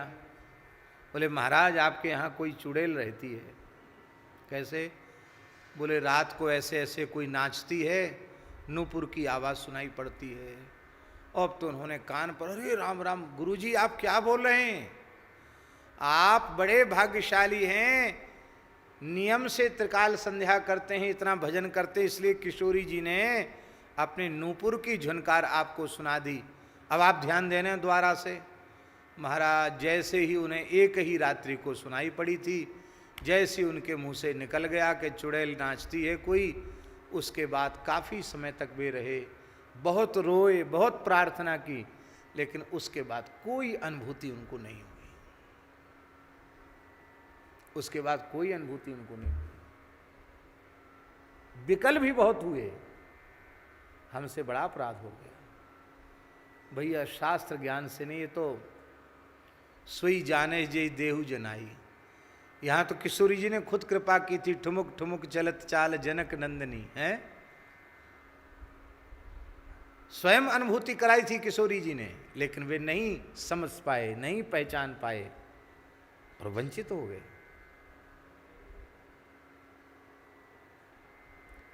इसलिए भैया भगवत तत्व की अनुभूति न तो अपने केवल साधन से होगी, ना ही अपने शास्त्र ज्ञान से होगी, यह केवल और केवल भगवत प्रेम से होगी, विशुद्ध प्रेम से होगी। और यह प्रेम न तो हाट में बिकता है, न कहीं किसी दुकान पर मिलता है। ये तो प्रेम बिकंता मैं सुना, माथा साटे हाथ, बूझत विलम न कीजिए, तुरंत दीजिए काट। अपना सर्वस्व न्यौछावर करो तो प्रेम मिलेगा। ये प्रेम ही ऐसा तत्व है जिसके लिए मीरा कहती हैं, मीरा जी कहती हैं, मायरी मैंने लीनो गोविंद मोल।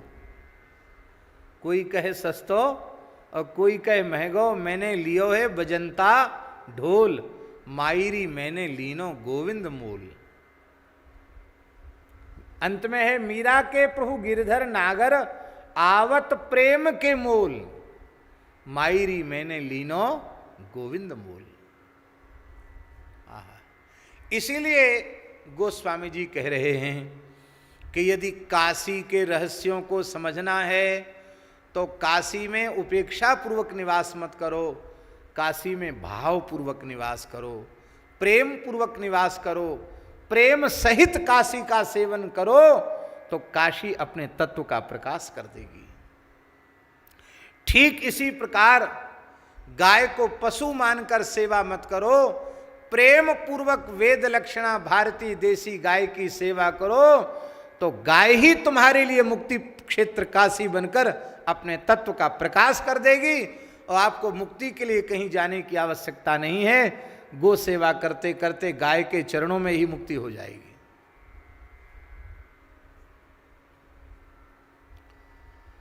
गंगा जी के तट पर मरने से मोक्ष हो जाता है, मोक्षदायिनी पुरी में मरने से मोक्ष हो जाता है, काशी में मरने से तो मोक्ष होता ही है। पर एक बात पर हम ध्यान आकर्षित कर रहे हैं, मरणासन्न व्यक्ति को जहां गाय बंधती हो, गोष्ठ हो, वहां उसको मरणासन्न व्यक्ति को लिटा दिया जाए तो गंगा के तट पर अथवा काशी में प्राण त्यागने का जो पुण्य है, वो पुण्य उसे गाय जहां बंधती है, गोष्ठ है, वहां प्राण त्यागने पर प्राप्त हो जाता, वो मुक्त हो जाएगा। ऐसा गरुड़ पुराण में लिखा है। इसलिए चलती फिरती काशी भारतीय देसी गाय है। पर बात यही है, इस कामधेनु स्वरूपा काशी का सेवन भी प्रेम पूर्वक करना पड़ेगा। और इस कामधेनु गाय जो प्रत्यक्ष काशी का चलता फिरता स्वरूप है, इसका सेवन भी प्रेम पूर्वक करना पड़ेगा। सेय सहित स्नेह देह भरी, देह भरी, भरी माने जन्म भरी, जीवन भरी। ऐसा नहीं कि एक दिन दो दिन की सेवा हो गई, हो गया काम है। गोपाष्टमी आती है तो सब लोगों की गो भक्ति का ज्वार उठता है उस समय गोपाष्टमी पे। गैया को गुड़ खिलाओ, गैया को आटा खिलाओ, गैया को। और महाराज कितनी गौ माताओं के पेट खराब हो जाते हैं, बेचारी बीमार हो जाती, कितनी तो पधार जाती हैं। भैया ऐसी भक्ति, भगवान बचावे ऐसी भक्ति से, है ये ठीक नहीं है, ये अविवेक है। अरे एक दिन नहीं, दो दिन नहीं, जीवन भर सेवन करो। ठीक यही बात श्री धाम वृंदावन के लिए है, यही अयोध्या के लिए है, यही चित्रकूट के लिए है।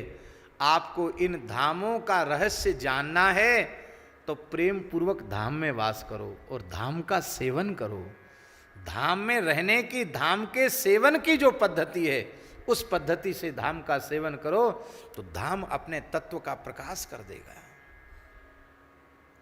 श्री स्वामी हरिदास जी, श्री स्वामी हरिवंश जी, श्री हरिराम व्यास जी, श्री हरिव्यास देवाचार्य जी, श्री भट्टदेवाचार्य जी, श्री षडगोस्वामी पाद प्रभृति जितने वृंदावन के महान रसिक हुए, सबने स्नेह पूर्वक ब्रजभूमि का सेवन किया तो ब्रजभूमि ने अपने रहस्य का, अपने तत्व का प्रकाश उनके हृदय में कर दिया।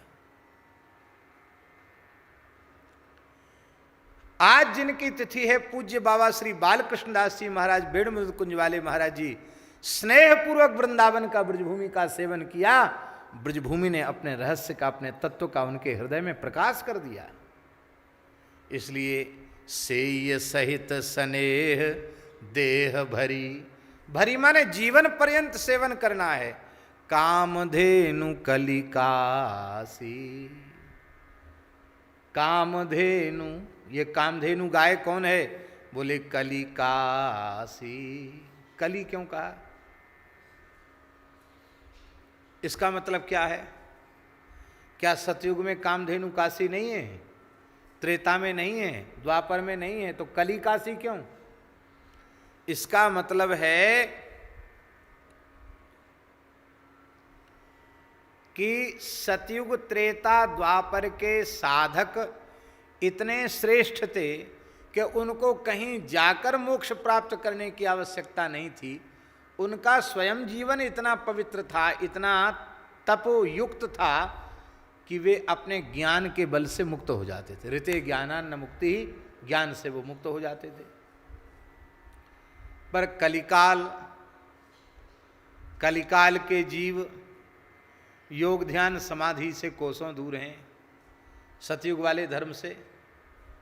हमारे पूज्य पहाड़ी बाबा महाराज कहते थे, खाकसोक वाले महाराज जी कहते, भैया आंख मूंद के हमारी समाधि लग गई, ऐसी फोटो खिंचाए हुए वाले तो बहुत मिल जाएंगे, पर जिनकी वस्तुतः समाधि लगती है ऐसे महात्मा दुर्लभ हैं, ऐसे महात्मा दिखाई नहीं पड़ेंगे।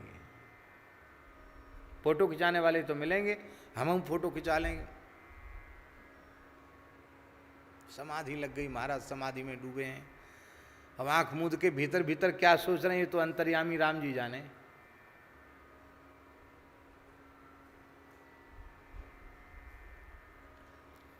योग ध्यान समाधि भी नहीं रहा, अग्निहोत्र ही नहीं बचा, तो श्रौत कर्म हम कैसे करेंगे? अग्निहोत्र विलुप्त हो रहा है। जीवों के लिए तो और कोई कल्याण का सहारा ही नहीं है। उन्हें तो कामधेनु स्वरूपा काशी का सहारा लेना चाहिए। दूसरा भाव कि अन्य युगों में तो अन्य अन्य कल्याण के साधन थे, पर कलयुग में तो कामधेनु कलिकासी। भैया इस कलिकाल में तो कामधेनु गैया काशी के रूप में हमारी अपनी भारतीय देसी गाय ही है। अर्थात इस कराल कलिकाल में काशी स्वरूपा कामधेनु गाय की सेवा करके आप मुक्ति लाभ प्राप्त कर सकते हैं। कामधेनु कलिकासी। और कैसी है ये? समनि शोक संताप पाप रुज।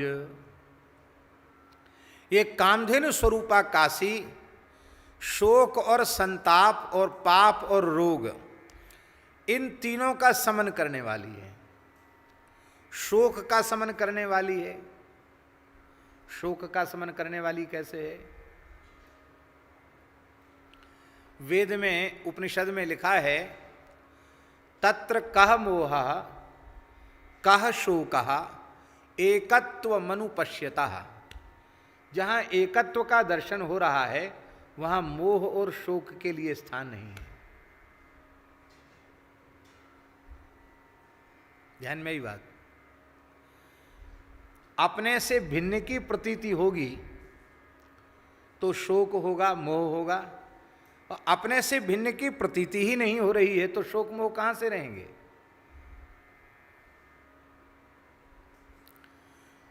तो यह कामधेनु स्वरूपा काशीपुरी प्रेम पूर्वक काशी वास करने वालों को ऐसी ब्रह्म विद्या प्रदान कर देती है कि उसकी सर्वत्र आत्मदृष्टि भगवत दृष्टि ब्रह्म दृष्टि हो जाती है। और जब सर्वत्र भगवत दृष्टि आत्मदृष्टि ब्रह्म दृष्टि हो जाती है तो शोक उसे छू भी नहीं सकता है। वो शोक से मुक्त हो जाता है, संताप से मुक्त हो जाता है, संताप भी नहीं होता।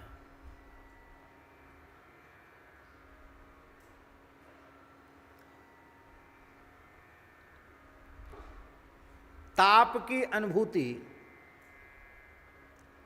स्थूल देह को होती है और स्थूल देह का तादात्म्य सूक्ष्म देह से होता है।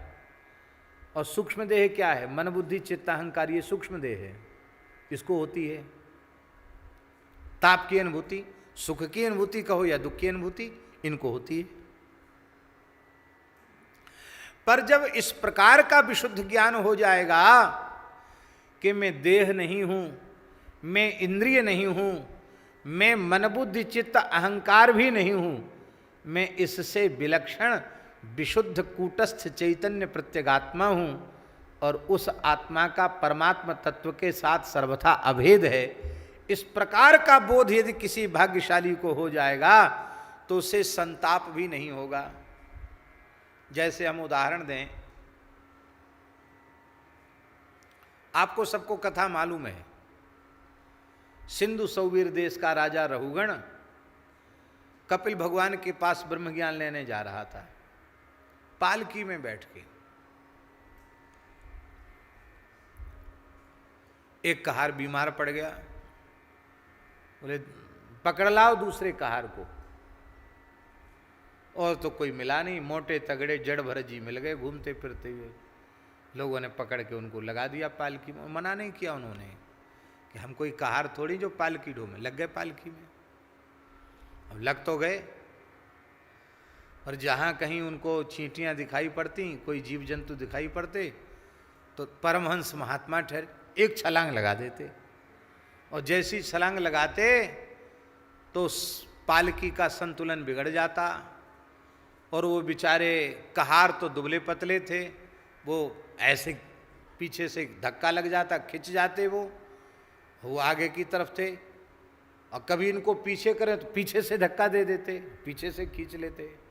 अरे बोले पीछे करो तो परेशान करे, आगे लगा दो तो परेशान करे। रहुगण ने कहे मूर्खो, मुझ जीवित व्यक्ति को मरे हुए के समान ढोकर ले जा रहे हो, तुमको पता नहीं है इस पालकी में सिंध सौवीर देश का राजा रहुगण बैठा है, ठीक से ले चलो। जैसे जमराज पापियों की चिकित्सा करते हैं ना, इलाज करते हैं नरक में, तुम्हारे जैसे पापियों को दंड देने के लिए मुझे यमराज समझो।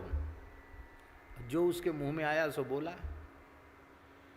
बेचारे थर थर कांपने लगे कहार, बोले महाराज हमको फांसी मत चढ़ाना, हमारी गलती नहीं है, ये तो ही नया नया मोटा सा लगा है, इसी की गलती है, ये यही सब गड़बड़ कर रहा है, कहीं ऐसा ना हो कि अपराध इसका हो, सजा हमें भोगनी पड़े।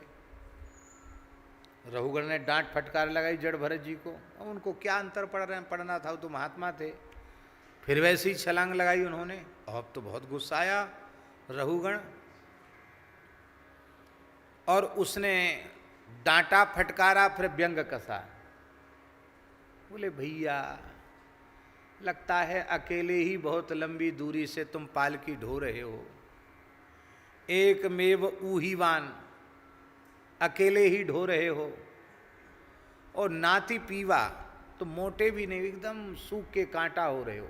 खूब मोटे तगड़े थे योगीराज, बाल ब्रह्मचारी मोटे तगड़े क्यों ना होंगे, निश्चिंत रहते, निष्फिक्र रहते, इसलिए तगड़े थे, उनको कोई घर गृहस्थी की चिंता थोड़ी थी। बोले मोटे बोले तुम दुबले पतले भी बहुत हो, देखो बहुत कमजोर हो, और जरिया चौपद्रुता, बुढ़ापे ने तुमको घेर रखा है, जबकि वो कहार बूढ़े थे, वो ये जवान थे, इसी को कहते व्यंग। और देखो तो सही कितना लंबा रास्ता तय करके अकेले आए हो, वाह। अरे पागल, कान खोलकर सुन ले, तेरे जैसे उन्मत्तों की चिकित्सा करने के लिए ही हमको राजा बनाया गया है। होश में रहे, होश में, ठीक से ले चल पालकी, ऐसा दंड दूंगा कि प्रकृतिम स्वाम भजिष्यसि, तेरा होश हवास दुरुस्त कर दूंगा, ठीक कर दूंगा, ठीक लाइन पर आ जाएगा। आज जड़ भरत जी को दया आ गई, और जड़ भरत जी ने कहा कि राजन, आपने जो कुछ हमसे कहा है उसका मेरे ऊपर कोई प्रभाव नहीं। क्यों? तुमने कहा कि तुम बहुत दुबले पतले हो, बुढ़ापे ने घेर रखा है, अकेले रास्ता तय करके आए हो, सारा भार तुम्हारे कंधे पर है। ये सारी बातें हमको तो समझ में नहीं आती, तुम क्या बोलते क्या चले जा रहे हो। अरे भाई, जो ढोने वाला होगा उसके ऊपर भार होगा, जो चलने वाला होगा उसके लिए रास्ता होगा। ये मोटा होना, दुबला पतला होना, बालक होना, बूढ़ा होना, भ्रम होना, श्रम होना, क्लानि होना, क्लेद होना, सुख होना, दुख होना, निद्रा आना, भय आना, भूख प्यास लगना, ये सबके सब देह के धर्म हैं और मैं देह हूं ही नहीं। तो इनको जबरदस्ती तुम हमसे जोड़े चले जा रहे हो। इन सब देह धर्मों का हमसे क्या लेना देना। और तुम कह रहे हो कि मैं राजा हूं तो मैं दंड दूंगा। तो हमें यही समझ में नहीं आता कि राजा कहते किसको हैं। तुम्हारे अलग से कोई सिंह पूंछ लगा दिए परमात्मा ने, तुमको राजा बन गए। तुम कहां से राजा बन गए? अरे तुमने अहंकार कर रखा मैं राजा हूं, और इन्होंने अहंकार कर रखा कि हम कहार हैं। न ये कहार हैं न तुम राजा हो, अहंकार से ही सब व्यवहार चल रहा है। देखो, मिट्टी का ही मार्ग है, मिट्टी के ही पुतले हैं जो अपने को कहार मान रहे हैं। ऊपर मिट्टी का ही एक ढांचा रखा हुआ है जिसको लोगों ने पालकी अज्ञान पूर्वक कहना शुरू कर। पालकी भी मिट्टी है। क्यों? धरती से पेड़ पैदा हुए, पेड़ से लकड़ी निकली, वो भी तो मिट्टी ही है। मिट्टी से पैदा मिट्टी। कपड़ों से सजाया गया गद्दा, तकिया, तोशक लगा, वो सब भी मिट्टी ही हैं। कपास आदि सब धरती से पैदा होते हैं। और उसमें मोटा तगड़ा एक मिट्टी का पुतला बैठा है, वो कहता मैं राजा हूं। लो भले आदमी।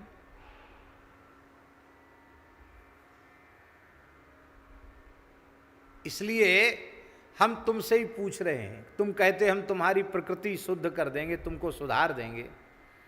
तो हम तुमसे ही पूछते हैं कि किसी व्यक्ति को गुस्सा आवे, वो हाथ में डंडा लेकर धरती पीटने लगे, दे दे दे धरती पर मारे मारे मारे, मारते मारते मारते मारते डंडा टूट जाएगा, हाथ में छाले आ जाएंगे, और ज्यादा करेगा तो हो सकता हाथ रक्त रंजित हो जाए, लेकिन धरती का कुछ बिगड़ेगा नहीं। ऐसे ही ये पार्थिव देह है, इसको तुम पीस डालो, जला डालो, छेद डालो, काट डालो, इससे हमारा क्या लेना देना भाई। तो जैसे धरती पर डंडा मारने का श्रम व्यर्थ है, ऐसे ही मुझे दंड देने में तुम्हें श्रम ही होगा, उससे मेरा कुछ बिगड़ने वाला नहीं। अब ये तो हमने केवल संकेत में बात बताई। अब हम आपसे पूछते हैं कि ऐसा ज्ञान किसी भाग्यशाली को हो जाए तो उसे संताप होगा?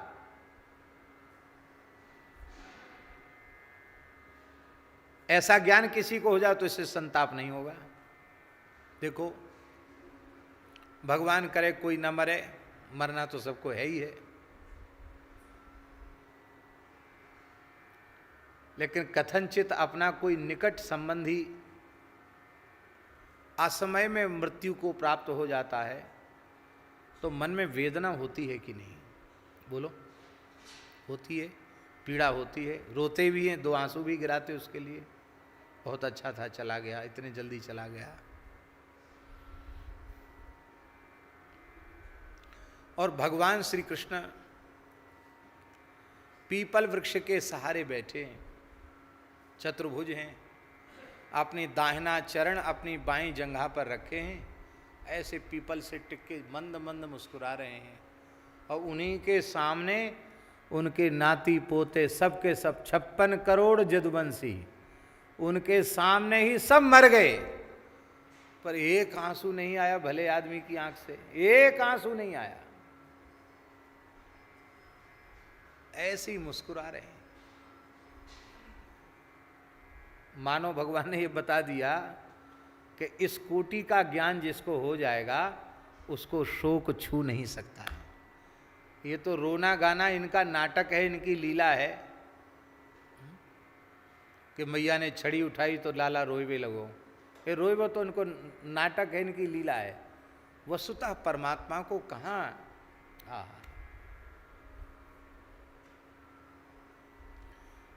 तो काशी स्वरूप का बोध करा के शोक निवृत्त करती है, काशी देह भाव नष्ट करके संताप की छुट्टी कर देती है और काशी तत्वज्ञान करा के पाप से विमुक्त कर देती है।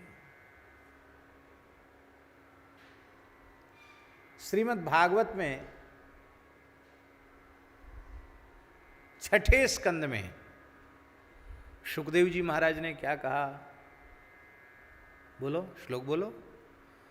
कर्मणा कर्म निर्हारो नह्यात्यंतिक इष्यते अविद्वत् अधिकारित्वात् प्रायश्चित्तम विमर्शनम। आचार्य महामुनीन्द्र भगवान सुखदेव जी कह रहे हैं, हे राजर्षि परीक्षित, तुमने पूछा है पापों का सबसे श्रेष्ठ प्रायश्चित्त क्या है? तो पापों का सबसे श्रेष्ठ प्रायश्चित्त है तत्वज्ञान।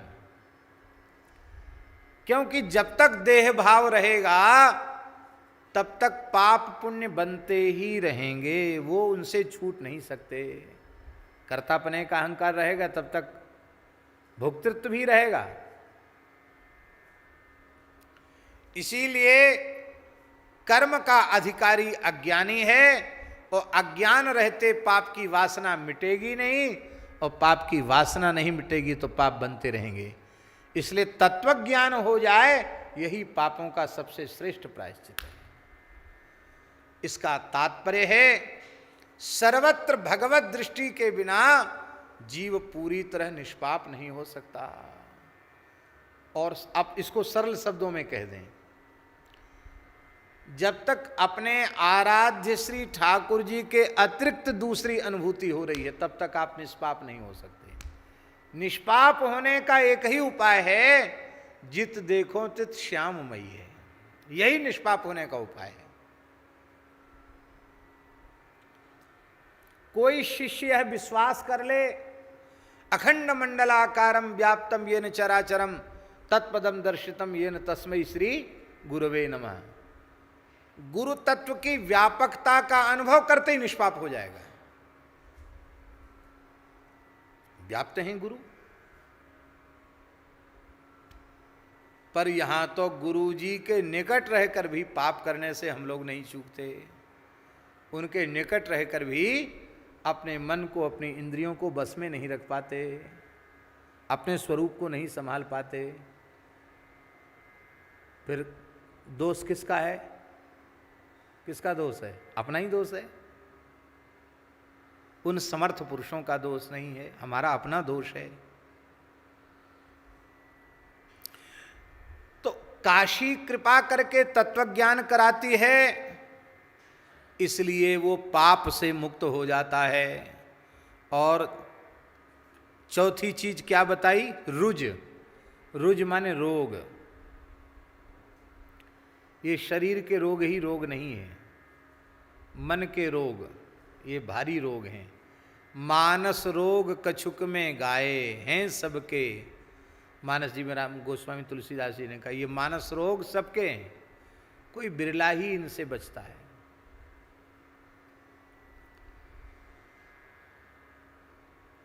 शुक्ला जी तो आयुर्वेदाचार्य हैं।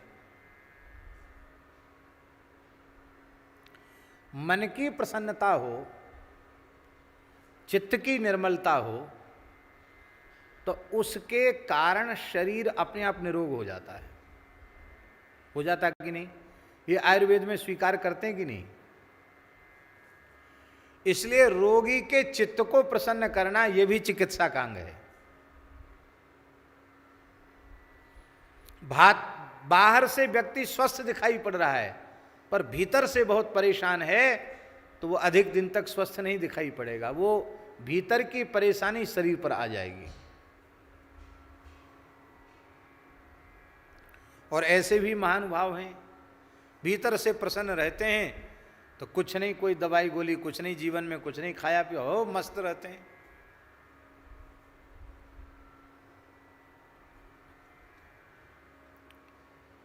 एक किसान आदमी भोला भाला मस्त रहने वाला, प्रसन्न रहने वाला, सदा पेड़ के नीचे बैठा था। जेठ की दोपहरी थी। उसने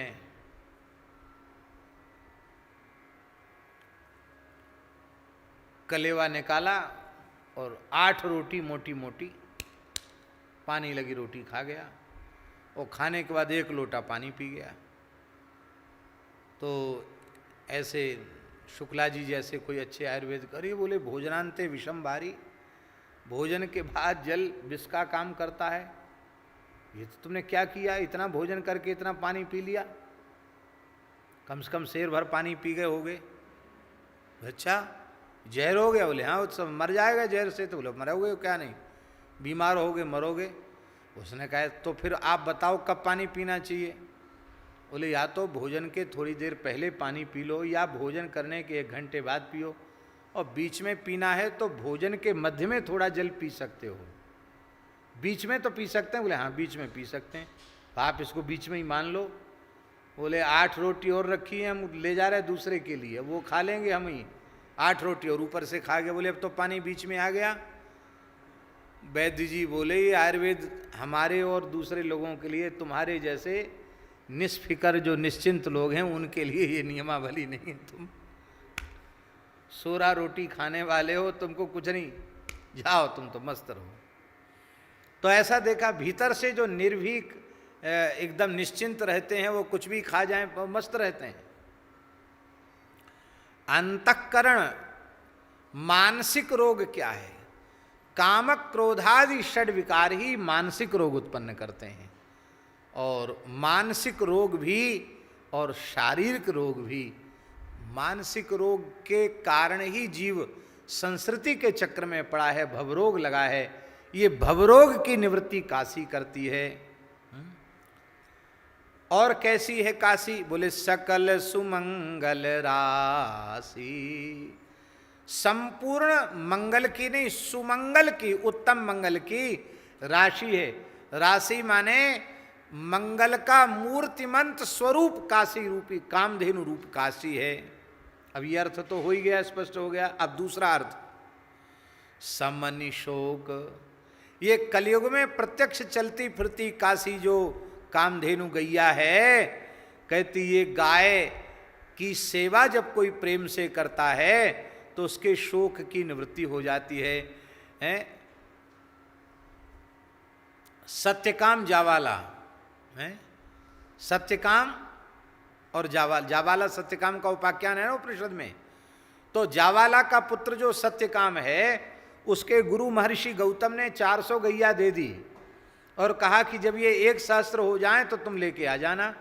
और वो प्रेम से गौ माता की सेवा करने लग गया, तो गो सेवा करते करते उसको ब्रह्म ज्ञान हो गया। एक दिन वृषभ आया बिजार, और उसने कहा ब्रह्मचारी सत्यकाम, अब हमारी संख्या 1 सहस्त्र हो चुकी है, हमें गुरु आश्रम में ले चलो, हम तुम्हारी सेवा से, गुरु आज्ञा पालन से बहुत प्रसन्न हैं। हम तुम आचमन प्राणायाम करके सावधान हो जाओ, मैं तुम्हें ब्रह्म विद्या के प्रथम पाद का उपदेश करता हूँ। वृषभ ने किया, आगे बढ़े तो अग्नि ने 1 पाद का उपदेश कर दिया, और आगे बढ़े तो मदगु नाम के एक पक्षी ने, जल पक्षी ने, संध्या कर रहा था सरोवर में, वहाँ मदगु पक्षी ने ब्रह्म विद्या का उपदेश कर दिया। और जब वह महर्षि गुरु गौतम के निकट पहुँचा, साष्टांग प्रणाम किया, तो गौतम जी उसके ब्रह्म तेज को देखकर अवाक रह गए कि किसी को भगवत साक्षात्कार हो जाए, उसकी शरीर में जैसी दिव्यता होनी चाहिए, वो दिव्यता इसके चेहरे पे झलक रही है। उन्होंने कहा, वत्स ब्रह्म विदिव भाति ते मुखम, तेरा मुख तो ब्रह्मवेत्ता के जैसा दिखाई पड़ रहा है, तुझे ब्रह्म विद्या कहाँ से मिली? भगवत तत्व का अपरोक्ष बोध तुझे कैसे हो गया? चरण पकड़ के कहा, गुरुदेव परिपूर्ण बोध तो आपके उपदेश के बिना संभव नहीं होगा। तो गुरुजी ने अंतिम पाद का उपदेश किया। तो अब देखो, शोक रहित बना दिया गाय की सेवा ने, संताप रहित बना दिया, पाप रहित बना दिया, और रोग रहित बना दिया। तो अब स्पष्ट हो गया ना, जो फल कामधेनु स्वरूपा काशीपुरी प्रदान करती है, वही फल भारतीय देसी गाय भगवत भाव से प्रत्यक्ष काशी मानकर सेवा करोगे तो वही फल भारतीय देसी गाय दे देगी। और काशी भी सकल सुमंगल राशि, काशी संपूर्ण सुमंगल की राशि है, और गो माता भी संपूर्ण अमंगलों को दूर करने वाली सकल सुमंगल की राशि है। महाराज जी भागवत जी में लिखा है कि उद्धव जी जब ब्रज में आए तो दही मथने का शब्द हो रहा था, गैया की धार कढ़ने का शब्द हो रहा था। तो महाराज जी वहां लिखा है कि दधि मंथन के शब्द से, गैया की धार कढ़ने के शब्द से वो पूरे दिशाओं का अमंगल दूर हो रहा था। बताइए, जिनके रमाने से अमंगल की निवृत्ति हो, जिनके गोबर गोमूत्र करने से अमंगल की निवृत्ति हो, जिनके थन की धार के शब्द को सुनने से अमंगल की निवृत्ति हो, जिनके रंभण से अमंगल की निवृत्ति हो, जिनके दही मंथन के शब्द से अमंगल की निवृत्ति हो, वो गाय तो संपूर्ण सुमंगल की राशि है ही। काशी गाय है, काशी मंगल की राशि है, और गाय भी सुमंगल की राशि है। अब गाय के 4 चरण हैं, गाय के 4 पैर होते हैं। ये 4 चरण क्या हैं? मर्यादा चहु और चरण वर, सेवत सुरपुर वासी, तीरथ सब शुभ अंग रोम, शिवलिंग अमित अविनाशी, शिवलिंग अमित अविनाशी, सेय सहित स्नेह देह भरी, कामधेनु कलिकासी, कामधेनु कलिकासी।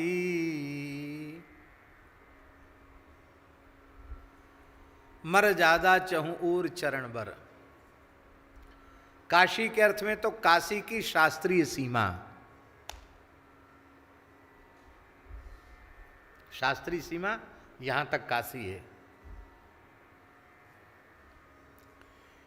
यही कामधेनु स्वरूपा काशी, काशी स्वरूपा कामधेनु गाय के ये 4 चरण हैं।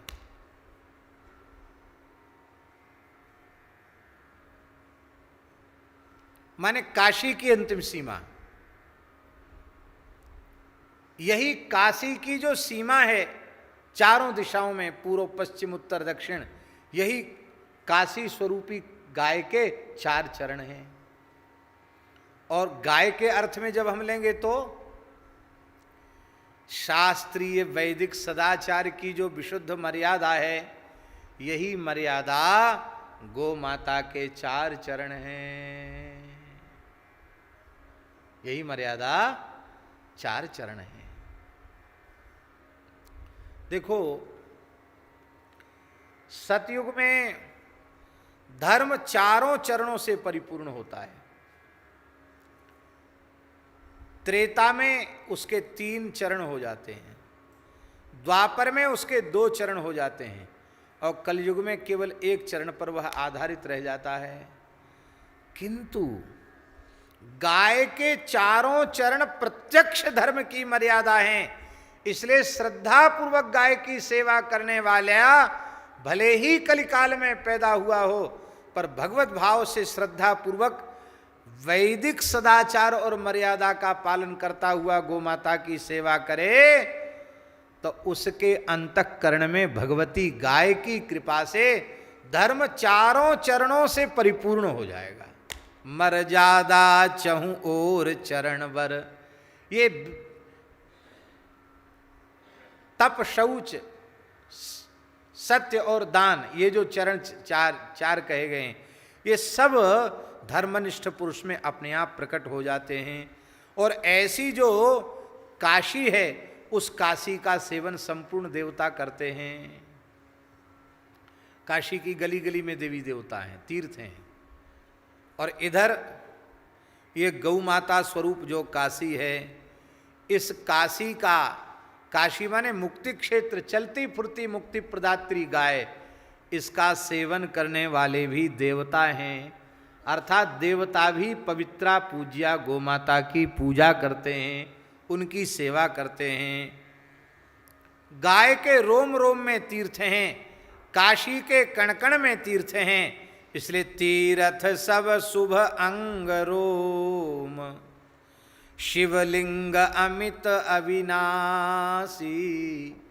काशी में इतने शिवलिंग हैं, कहीं खोदो वहाँ शिवलिंग निकलता है, जहाँ खोदो जमीन वहाँ शिवलिंग निकलेगा।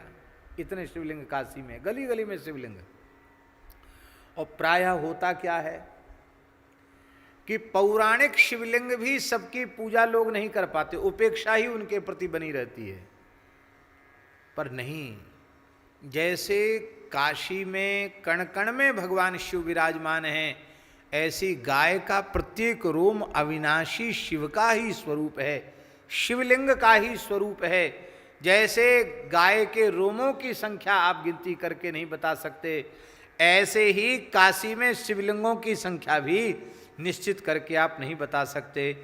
अविनाशी जो शिव हैं वही काशीपुरी रूपी कामधेनु के रोम बने हुए हैं, और ये रोम क्या हैं? शिवलिंग ही रोम हैं। इसलिए महाराज जी, हमारे धर्मशास्त्र के अनुसार गाय को ताड़ित करना, गाय पर प्रहार करना, गाय पर प्रहार करने से गाय के शरीर के जितने रोयां झड़ जाते हैं उतने शिवलिंगों को नष्ट करने का पाप उसको लगता है, उतने 1000 वर्ष तक उसको नरक जाना पड़ता है। इसलिए हरी टहनी से गाय को हाँकने की विधि है। गाय के लिए जो डंडा लिया जाता है वो प्रहार के लिए नहीं होता है, उस डंडे का नाम है गोरक्षक। क्या नाम है उसका? गोरक्षक। वो गाय की रक्षा के लिए डंडा होता है, गाय को मारने के लिए नहीं होता है।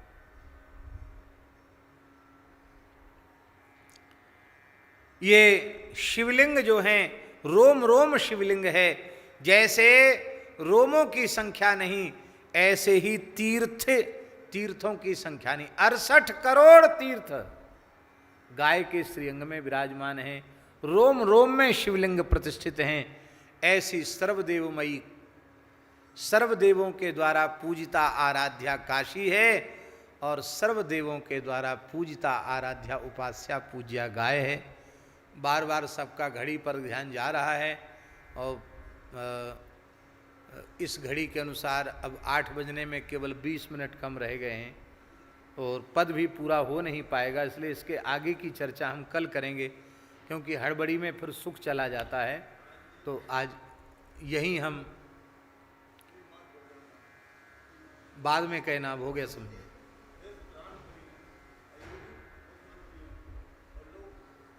जय जय श्री राधे।